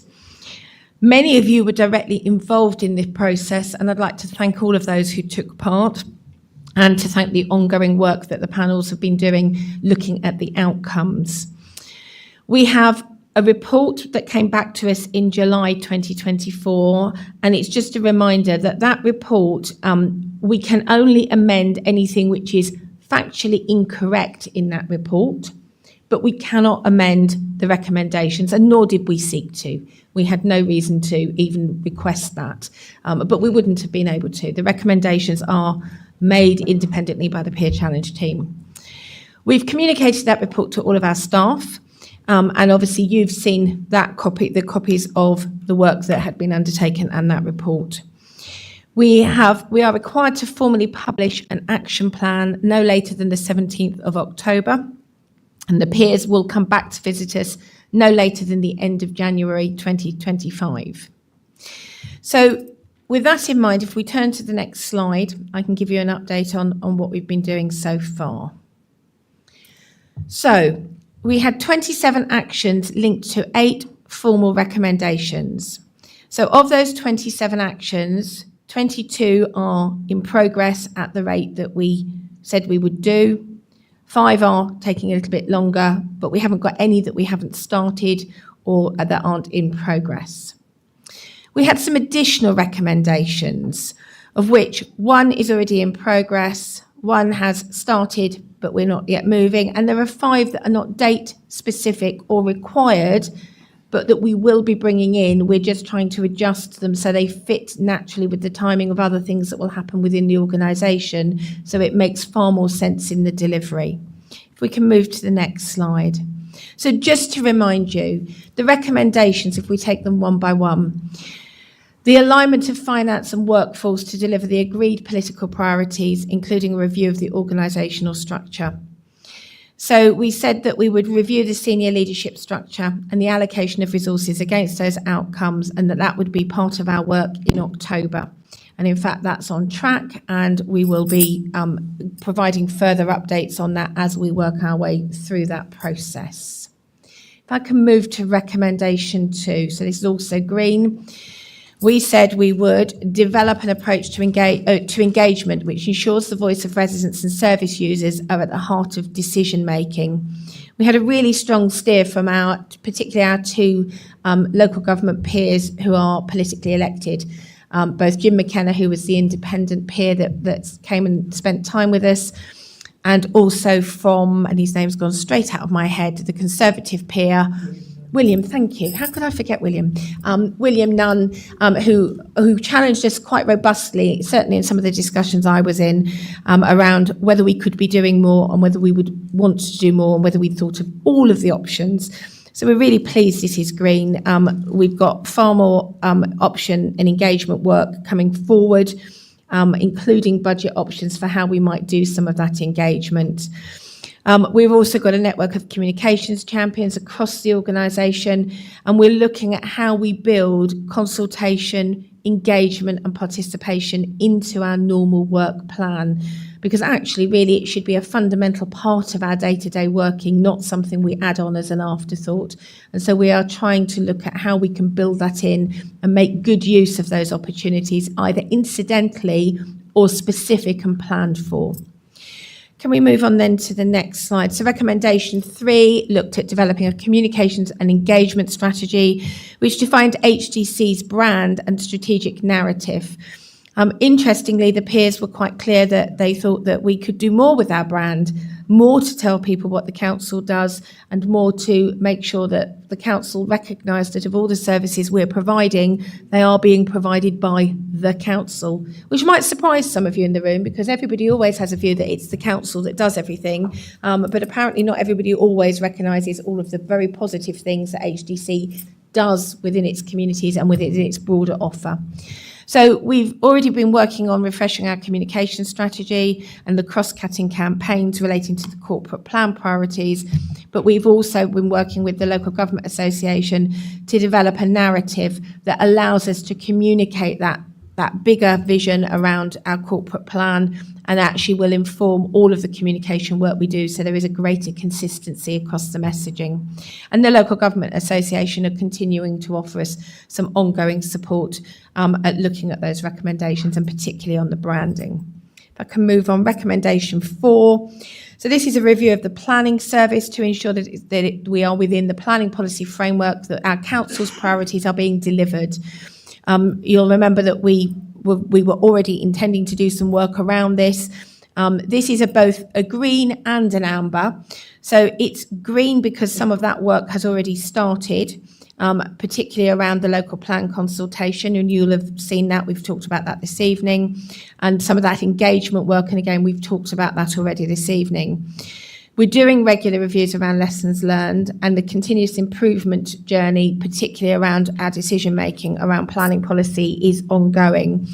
We had hoped that the peer review might already have been been in already, but it is planned for the end of November. So that's why you have an amber there, because it's actually in progress. It hasn't happened yet. But I'm looking forward to them coming in and listening and understanding their findings, as well as it sharpening our thoughts about where we want to go next. Moving on then to recommendation 5. This is the workforce strategy and to deliver at pace.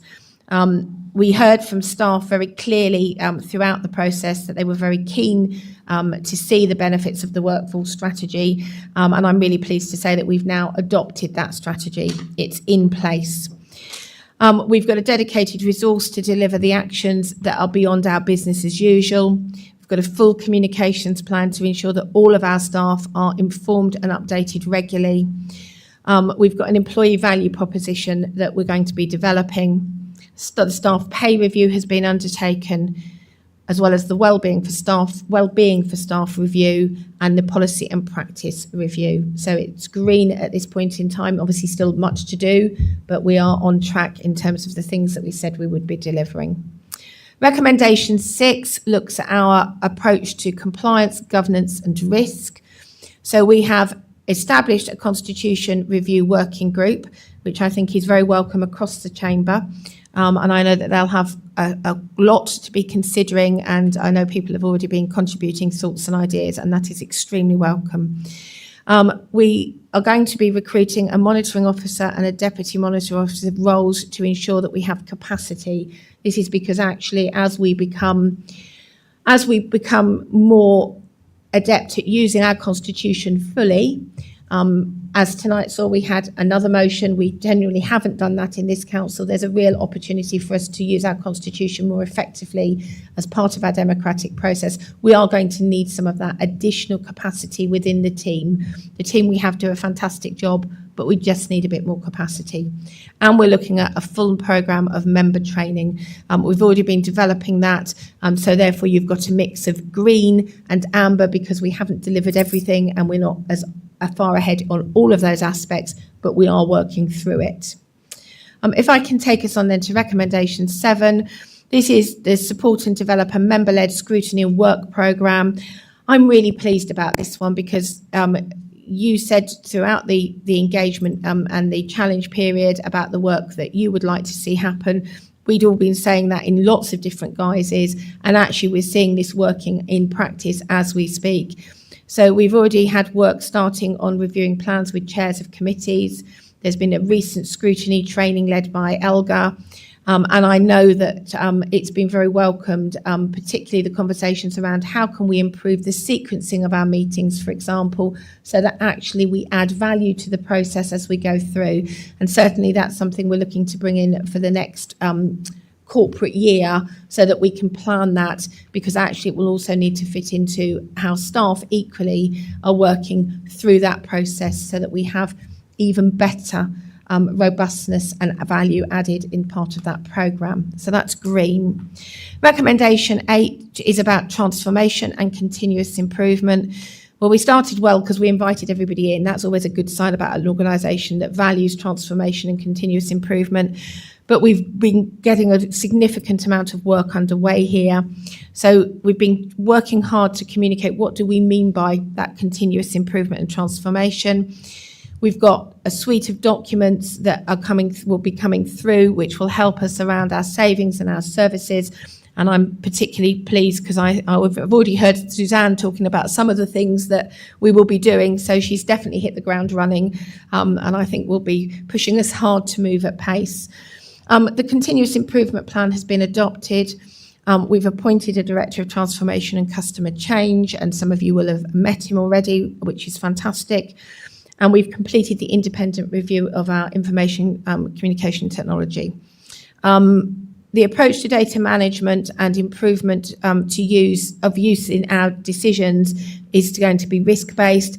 And again, some of that is very much work in progress, and some is green, but we still have more to do if we're going to achieve the aspirations that not only are articulated in that recommendation, but the aspirations we've set for ourselves. Moving on then, programme management. So the next slide, please. Fabulous, thank you. Programme management. So each of those recommendations has a corporate lead. Each of them has a matching cabinet lead. The overall responsibility sits between our chief executive and myself. So in terms of making sure that we deliver and that we meet those recommendations in full. And as some of you will know, every time we talk about performance management, I'm quite up for exceeding a few of those. That would be lovely. We've established a programme of programme management and governance for all of those recommendations, and there will be regular reporting and updates on all of that activity. So next steps, that action plan is going to be published.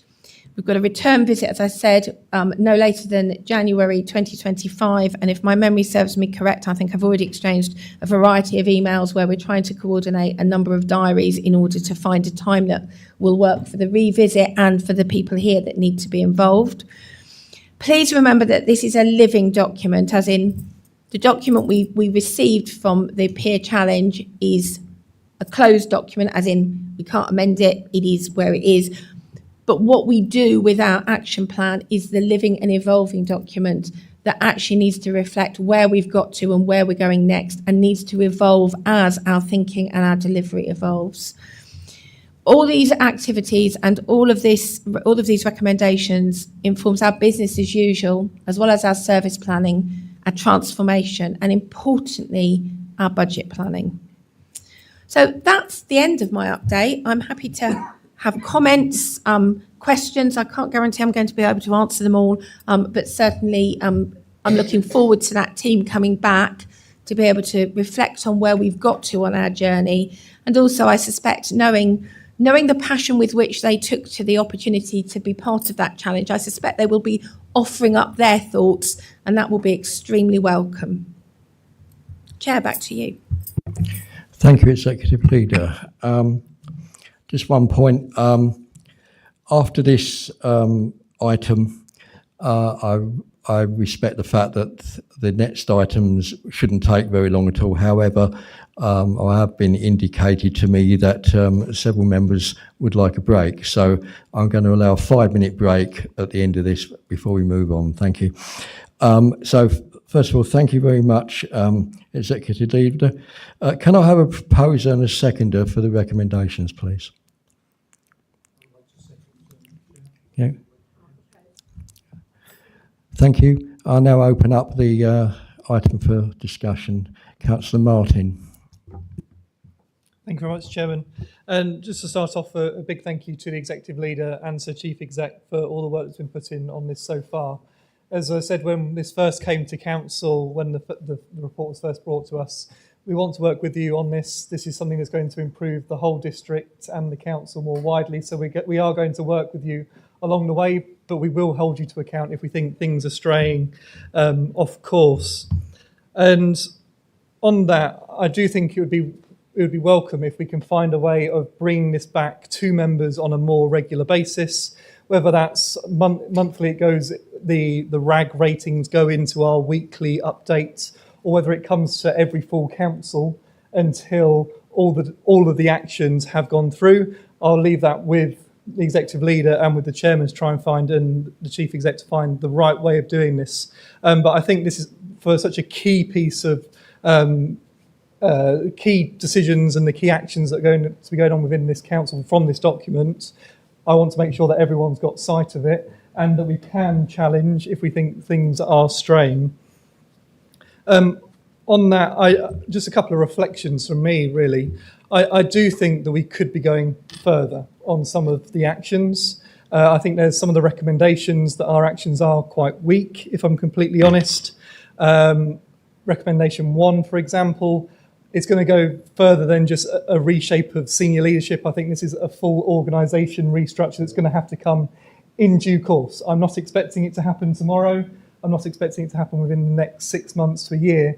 But for us to actually realign the political leadership and the political decisions and where you want to go, it's going to have to happen all the way down the structure. So I do think that in recommendation 1, we do need to have some more work. The same in recommendation 3 and 4 as well. I think that we are falling slightly short of what we would like to do and what we need to do to meet the recommendations that the peer team have given us. But obviously they're coming back, so I'm sure that they will have a look at it themselves and they'll make their own recommendations based on the actions that the council have put forward. But as you said, Executive Leader, this is a living document. It's going to live and breathe. It's going to continue to roll on, and the continuous improvement is going to be there. So I'm sure in time that we can act on those and that we can move forward, because at the end of the day, we want this authority to keep moving forwards. There's no point stalling at the end of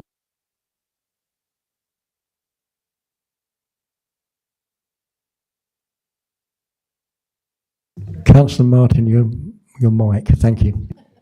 Thank you, Chair. So yeah, those are my only reflections for now based on what we've got in front of us. I do really think, and this is something I really urge to take away, is that we find a way of reporting this back to all members on a regular basis so we can just make sure that everything is going the way that it should be. Thank you very much, Chair. Thank you, Councillor Martin. Now, Councillor Pitt, please. Thank you, Chair. So I don't see myself as having a huge amount of experience in the corporate world, but I was very surprised how much I got from our corporate plan, and even more surprised when the corporate peer review turned out to be so valuable. The one thing I want to pick out on is recommendation 2, which is to strengthen the internal approach to engagement, which ensures the voice of residents and service users are at the heart of decision making. I was absolutely delighted to hear that coming back to us, because it's something I absolutely feel is I'm really passionate. It's an important thing. And I'm just going to use this as an opportunity for a shameless plug. So if the members who haven't been involved in the community health and wealth building strategy, the meeting on 5th of September over in scrutiny, please check back at the minutes. I think Appendix 1 is a good place to start, and you can watch the playback on YouTube.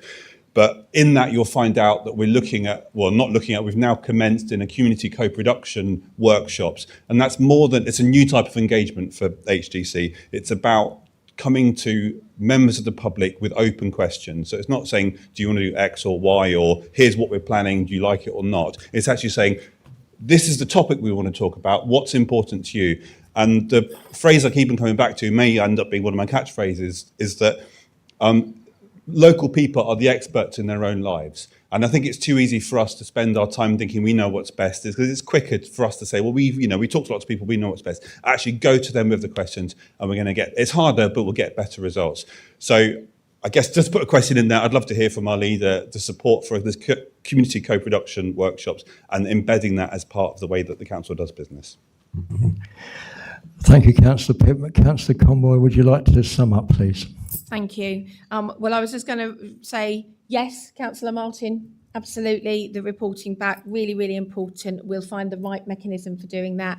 And the answer is, and please do push us. The answer is, we are very fortunate. We have a really strong council, 52 really passionate members across this chamber. It's really important that this council continues to evolve and change and be the best council it possibly can be. So welcome that, thank you. Councillor Pitt, in my day job, I do co-production every day. It's something that is personally incredibly important to me.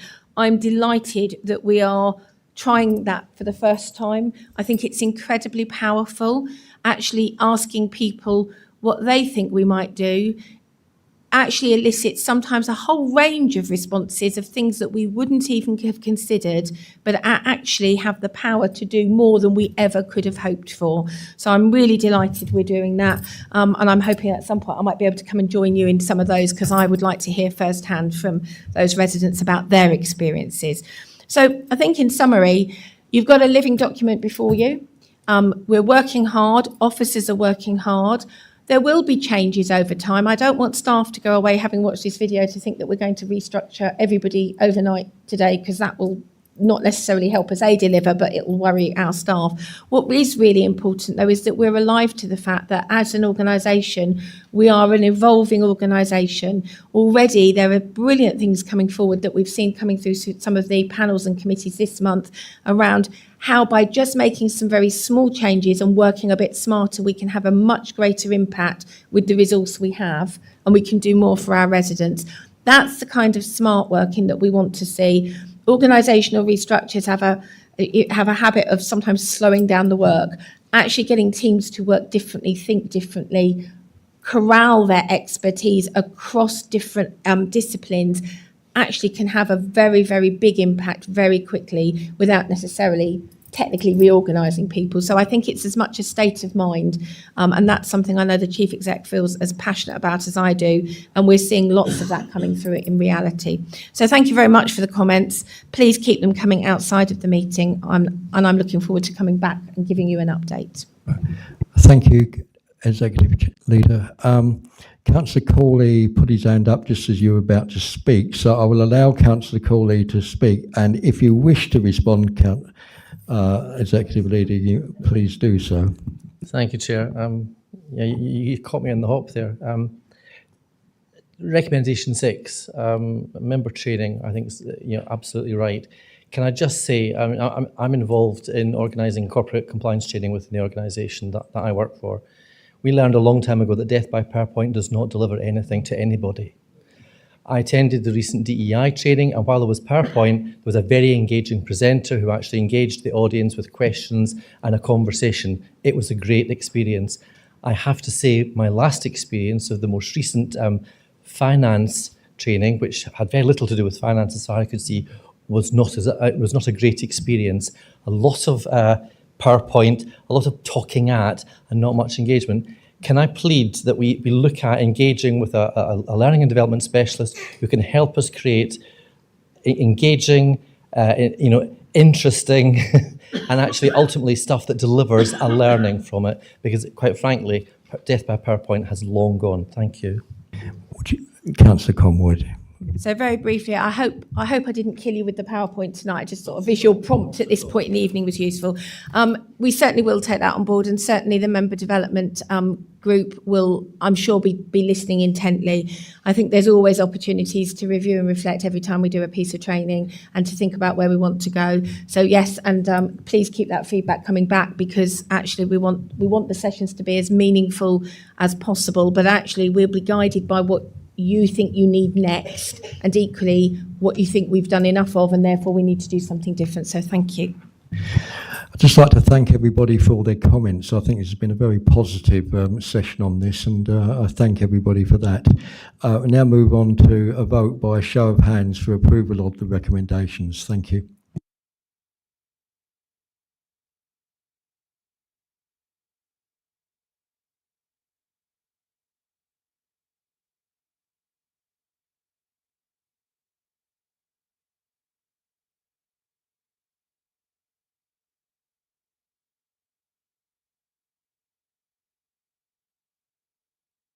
Thank you very much. My mistake. Kill me now. Yeah.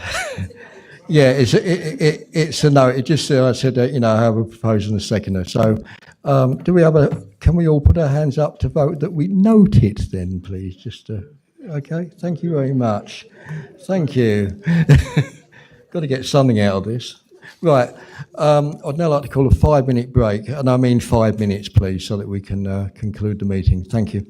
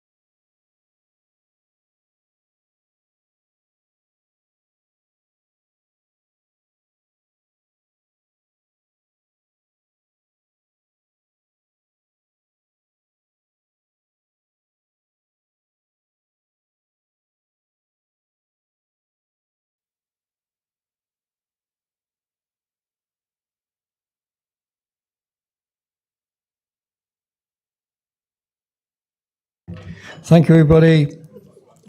Continuing the meeting, we now move to item number 11, Cambridgeshire and Peterborough Combined Authority update. This standing item provides an opportunity for District Council members to ask questions and comment on Cambridgeshire and Peterborough Combined Authority issues. You will recall at the last meeting we trialled a new system where there will no longer be presentations by lead members, and under this item there will be an opportunity for questions only. You all have the decision summaries in your agenda packs. Are there any questions, please?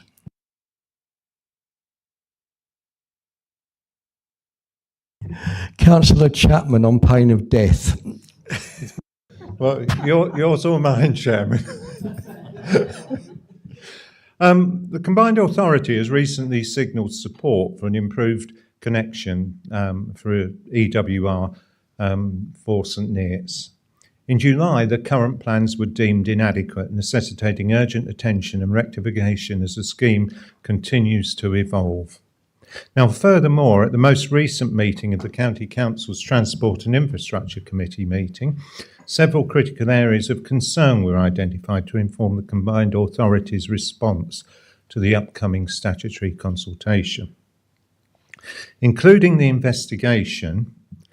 Investigating the statutory consultation. I've missed a line out here. Sorry, I've got my specs. Right. Well, basically, what I'd like to know is what has happened at the Combined Authority over the past 3 to 4 months regarding improvements of a connection for St Neots to the EWR proposals.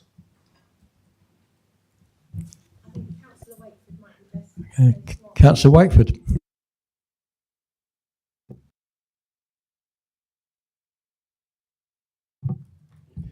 Thank you, colleagues. I think this is a question with reference to the meeting of the Transport and Infrastructure Committee on the 18th of September, as well as that broader question around prior work. I'm seeing a nod. So I'm pulling up the relevant papers. In short, the Combined Authority has been significantly working to influence informally, and at that meeting last month, we took through a unanimous endorsement authority delegated to the Combined Authority officers to continue that work formally and publicly. So we delegated authority to coordinate a timely response to the East West Rail consultation, which should, skipping a few words, should the consultation timeline preclude further discussion at the November meeting. So we've made sure that we are in a position to relay exactly the concerns Councillor Chapman flagged as part of all official, public and officer opportunities. So we're certainly not letting drop the concerns around the opportunities that are at risk of being missed if connectivity between East West Rail and St Neots isn't improved relative to earlier expectations. I hope that's helpful. Thank you, Councillor Wakeford. Councillor Martin, please. Thank you very much, Chair. And as everyone in the room will be aware, that there is a consultation going on about bus franchising at the moment. So I was wondering if the Executive Councillor could let us know what her position is on bus franchising, and what is she doing to lobby the Combined Authority to ensure that the 16 villages within Huntingdonshire that don't currently have bus services at all will get bus services at the end of this consultation period, or when bus franchising comes in. Thank you, Chair. Thank you very much. So while we're out to consultation, it probably isn't appropriate that I lobby, but the answer is do not worry. You know that I care passionately about making sure that all of our villages have connectivity. It will be really interesting to see what comes back through the consultation. So please would you urge and encourage those in our villages that might really benefit from increased connectivity, or indeed any connectivity in some cases, please would you encourage them to take part in the consultation, because that would incredibly strengthen our position because we will be able to point at what the public have said. So we go back to public engagement and public voice. So please, would you encourage them to have their say, because that will be very useful to us as an authority to speak up on their behalves. Councillor Martin again. Supplementary, and touched perfectly on my supplementary question. The dates in which the in-person consultation took place in Huntingdon was on a Tuesday, which the large majority of the villages within Huntingdonshire cannot get to Huntingdon via bus on that day, because the only day the buses go to Huntingdon is on a Wednesday, which is the same day as market day. When we raised this with the combined authority, we're told, oh, that's just today, and there's not going to change it. It doesn't make sense that the large majority of our residents can't get to Huntingdon to discuss the buses because they haven't thought about buses don't go to Huntingdon on a Tuesday. So if you can go away to the combined authority and work on that one, I'd be very appreciative. Thank you very much, Chair. Councillor Conboy. If I may, Chair, I wish I'd known, and apologies because I didn't know, so I didn't raise it. Let me take that away. I don't know what we can do. Obviously, there is an online, but that's not the same as an in-person. So let me take that back and see what's possible. But thank you. That's a learning point, isn't it, for all of us? Thank you, Executive Leader. Councillor Jennings, please. Thank you, Chair. Just a quick one, really. I don't know if it's to the Executive Leader or the Deputy Assistant Executive Leader, but it's about whether either of you get reports from the Combined Authority about the value of the additional bus services that have been made in our district as a sort of monetary value, best value. Councillor Wakeford, I think. Thank you. I suppose it depends which services you mean. The additional ones that are being brought in this year are coming in at different rates. Some of them needed separately procuring, some of them could be done directly. So those are coming online at different points, some of them at the moment. So if it's a question around data as to their usage and value, that would come later. But absolutely, the combined authority is interested in understanding the value of bus use, and we are interested in ways of evidencing that, particularly relevant to our significantly rural area, where we think public transport is so important. So if there's a specific suggestion or ask, very happy to pick up offline to make sure we're involving all ideas, but I suspect we're on the same wavelength, Councillor Jennings. Thank you, everyone. Would you like to come back, Councillor Jennings? Thank you. Yeah, thank you, Chair. No, I'm not trying to make any sort of party point here, really. It's just, there's a significant amount that residents of this district have paid in the mayoral precept to go towards buses. And I just want to make sure that we've got some method that we're evaluating the benefits that our residents are getting, and that we're not just being treated as a cash cow for other parts of the county. Right. Okay, Councillor Hassel. Thank you, Chair. It's really a question for Councillor Niche, but generally I think I noticed from when I was on the Overview and Scrutiny Committee, there's quite a lot of documentation which shows the performance of the combined authority as a whole, and there's kind of missing, I think, that I don't know if the fellow councillors feel the same way, feeling some of the summary that we used to get as to how the combined authority was doing, and I'm kind of missing that. But I do want to ask Councillor Niche, is one of the things when I was on Overview and Scrutiny was whether there was more than 2 days between the ONS panel sitting and the board, and whether that's been resolved or not. Thank you. If there are no further comments, sorry. Councillor Niche has got to answer it. Councillor Niche, would you like to answer that, please? Thank you, Chair. I'd gladly answer that if I could in a positive way. Yes, they have moved the time frames, to be fair, so that does help. There is still a little bit of concern, which I know the leader is aware of as well, is that not the actual combined authorities don't necessarily take any of the points from the Overview and Scrutiny in their recommendations when they go forward. So I know the leader and myself have been in discussions about this, is that we might make some recommendations or view. They don't necessarily go to the board members, which almost makes the view of the overview scrutiny, or the role of the overview scrutiny, fairly pointless. But there's a lot of debate within overview scrutiny going on about how do we make it more effective and how do we make the Constitution allow that to happen, because it's a strange constitutional aspect of it, which was a bit of a scratchy head for us.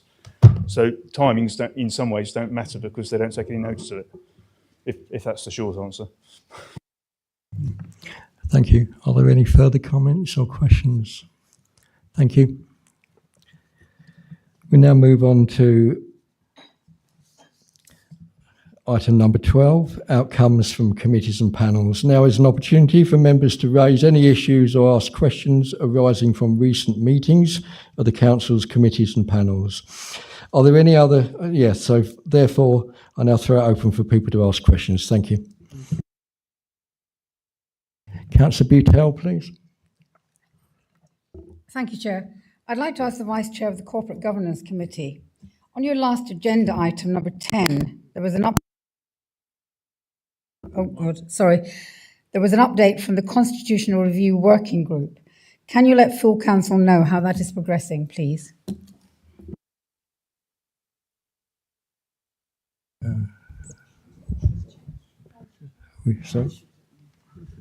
Response. Questions for Councillor Tevlin. Yeah, thank you. Councillor Tevlin. Yes, so although I was chair for that meeting, I can provide a written update in response to that. Thank you. I'll accept that. Thank you. Councillor Tevlin again. Yes, this is to do with overview scrutiny and actually through the chair to the portfolio holder with regards to the item on the 2nd of September with regards to the health and wellbeing strategy. It was a great meeting to understand what is going on, but would you be able to provide a further update?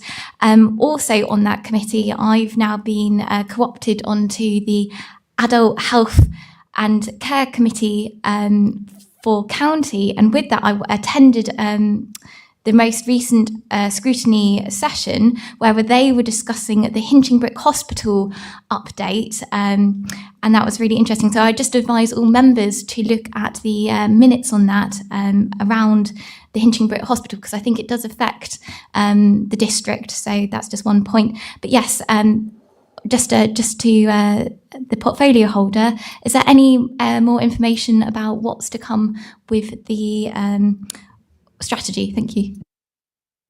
Thank you. I'd advise that we've already actually had questions to members of the Cabinet, so we'll hold that in abeyance for the moment. Thank you very much, sir, for your comment. Thank you.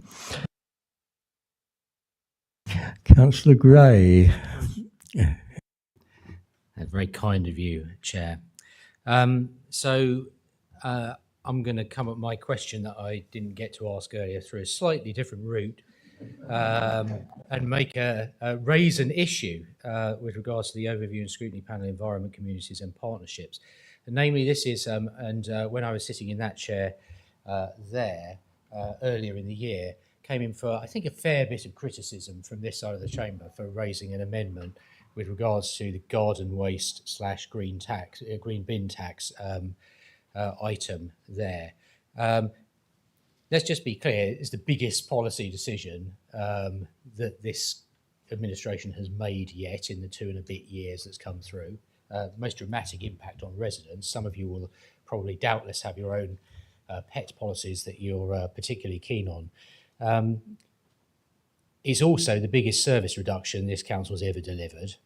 And yet when it is, I'm afraid, the biggest service reduction this council has ever delivered. And yet when I look at the overview and scrutiny, I can see one item that's appeared since the introduction of this, which was back in July. It's a very anodyne report talking about take-up rates. There's nothing there about recycling rates. There's nothing there about collection rates.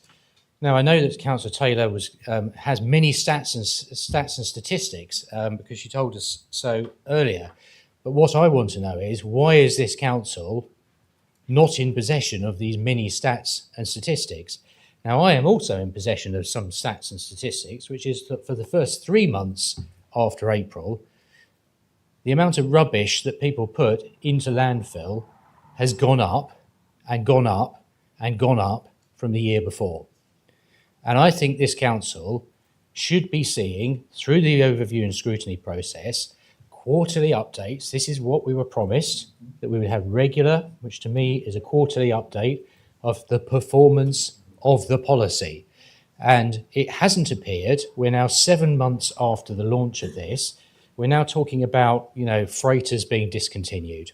So my issue that I'm raising is I'm not seeing effective scrutiny or effective reporting over a really important issue that has affected tens of thousands of our residents.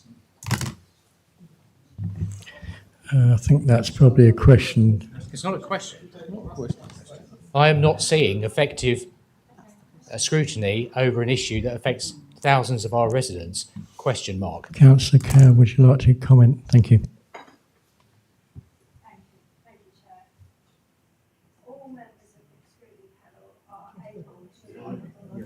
Sorry. Cheers.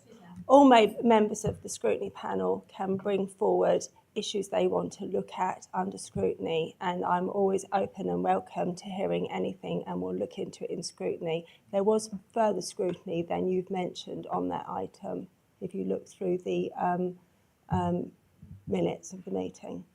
But anyone in my panel can bring a scrutiny item to be looked at, and we will look at it if the members agree with it. Thank you, Councillor Gray. Obviously, I thank the councillor for her reply, but I know that members have asked, 2 points, I know that members have asked for reports to come back, and they have not come back yet. And the second point is that, the report that's in there is not a detailed report on the performance. It's just a simple update on where we were with regards to subscription numbers. It's not a detailed element on there. So I'm concerned that a really big aspect of our, a really big decision we've made is not being adequately addressed. And members have asked for it to come through. So I'm making the point as a backbencher that I'd like to see that happen.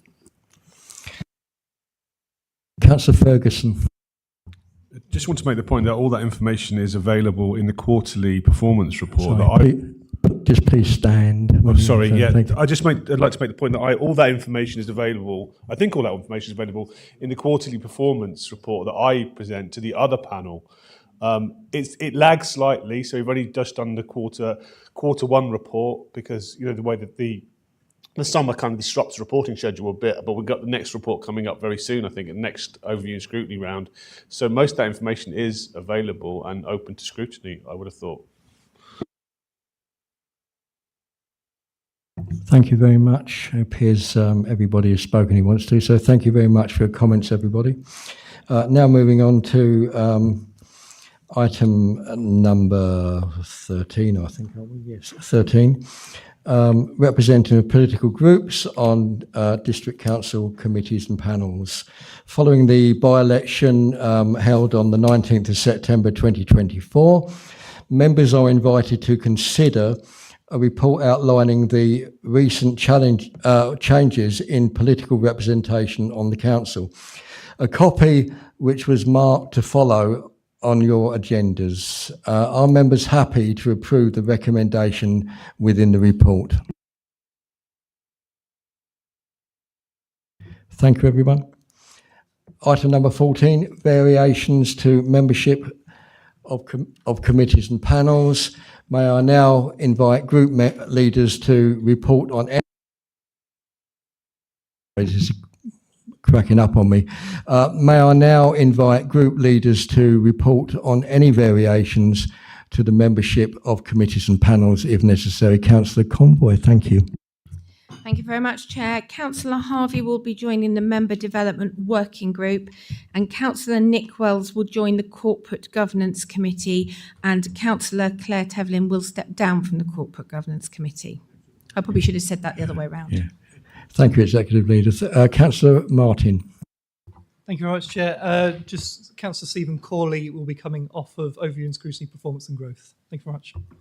Councillor Sanderson. Chair, Councillor Chapman will be going on Overview and Scrutiny, Performance and Growth. Thank you. Thank you, Councillor Sanderson. Okay. This brings us to the end of our agenda. And with that, can I thank you all for your attendance and patience and forbearance and your contributions this evening. With that, I declare the meeting closed.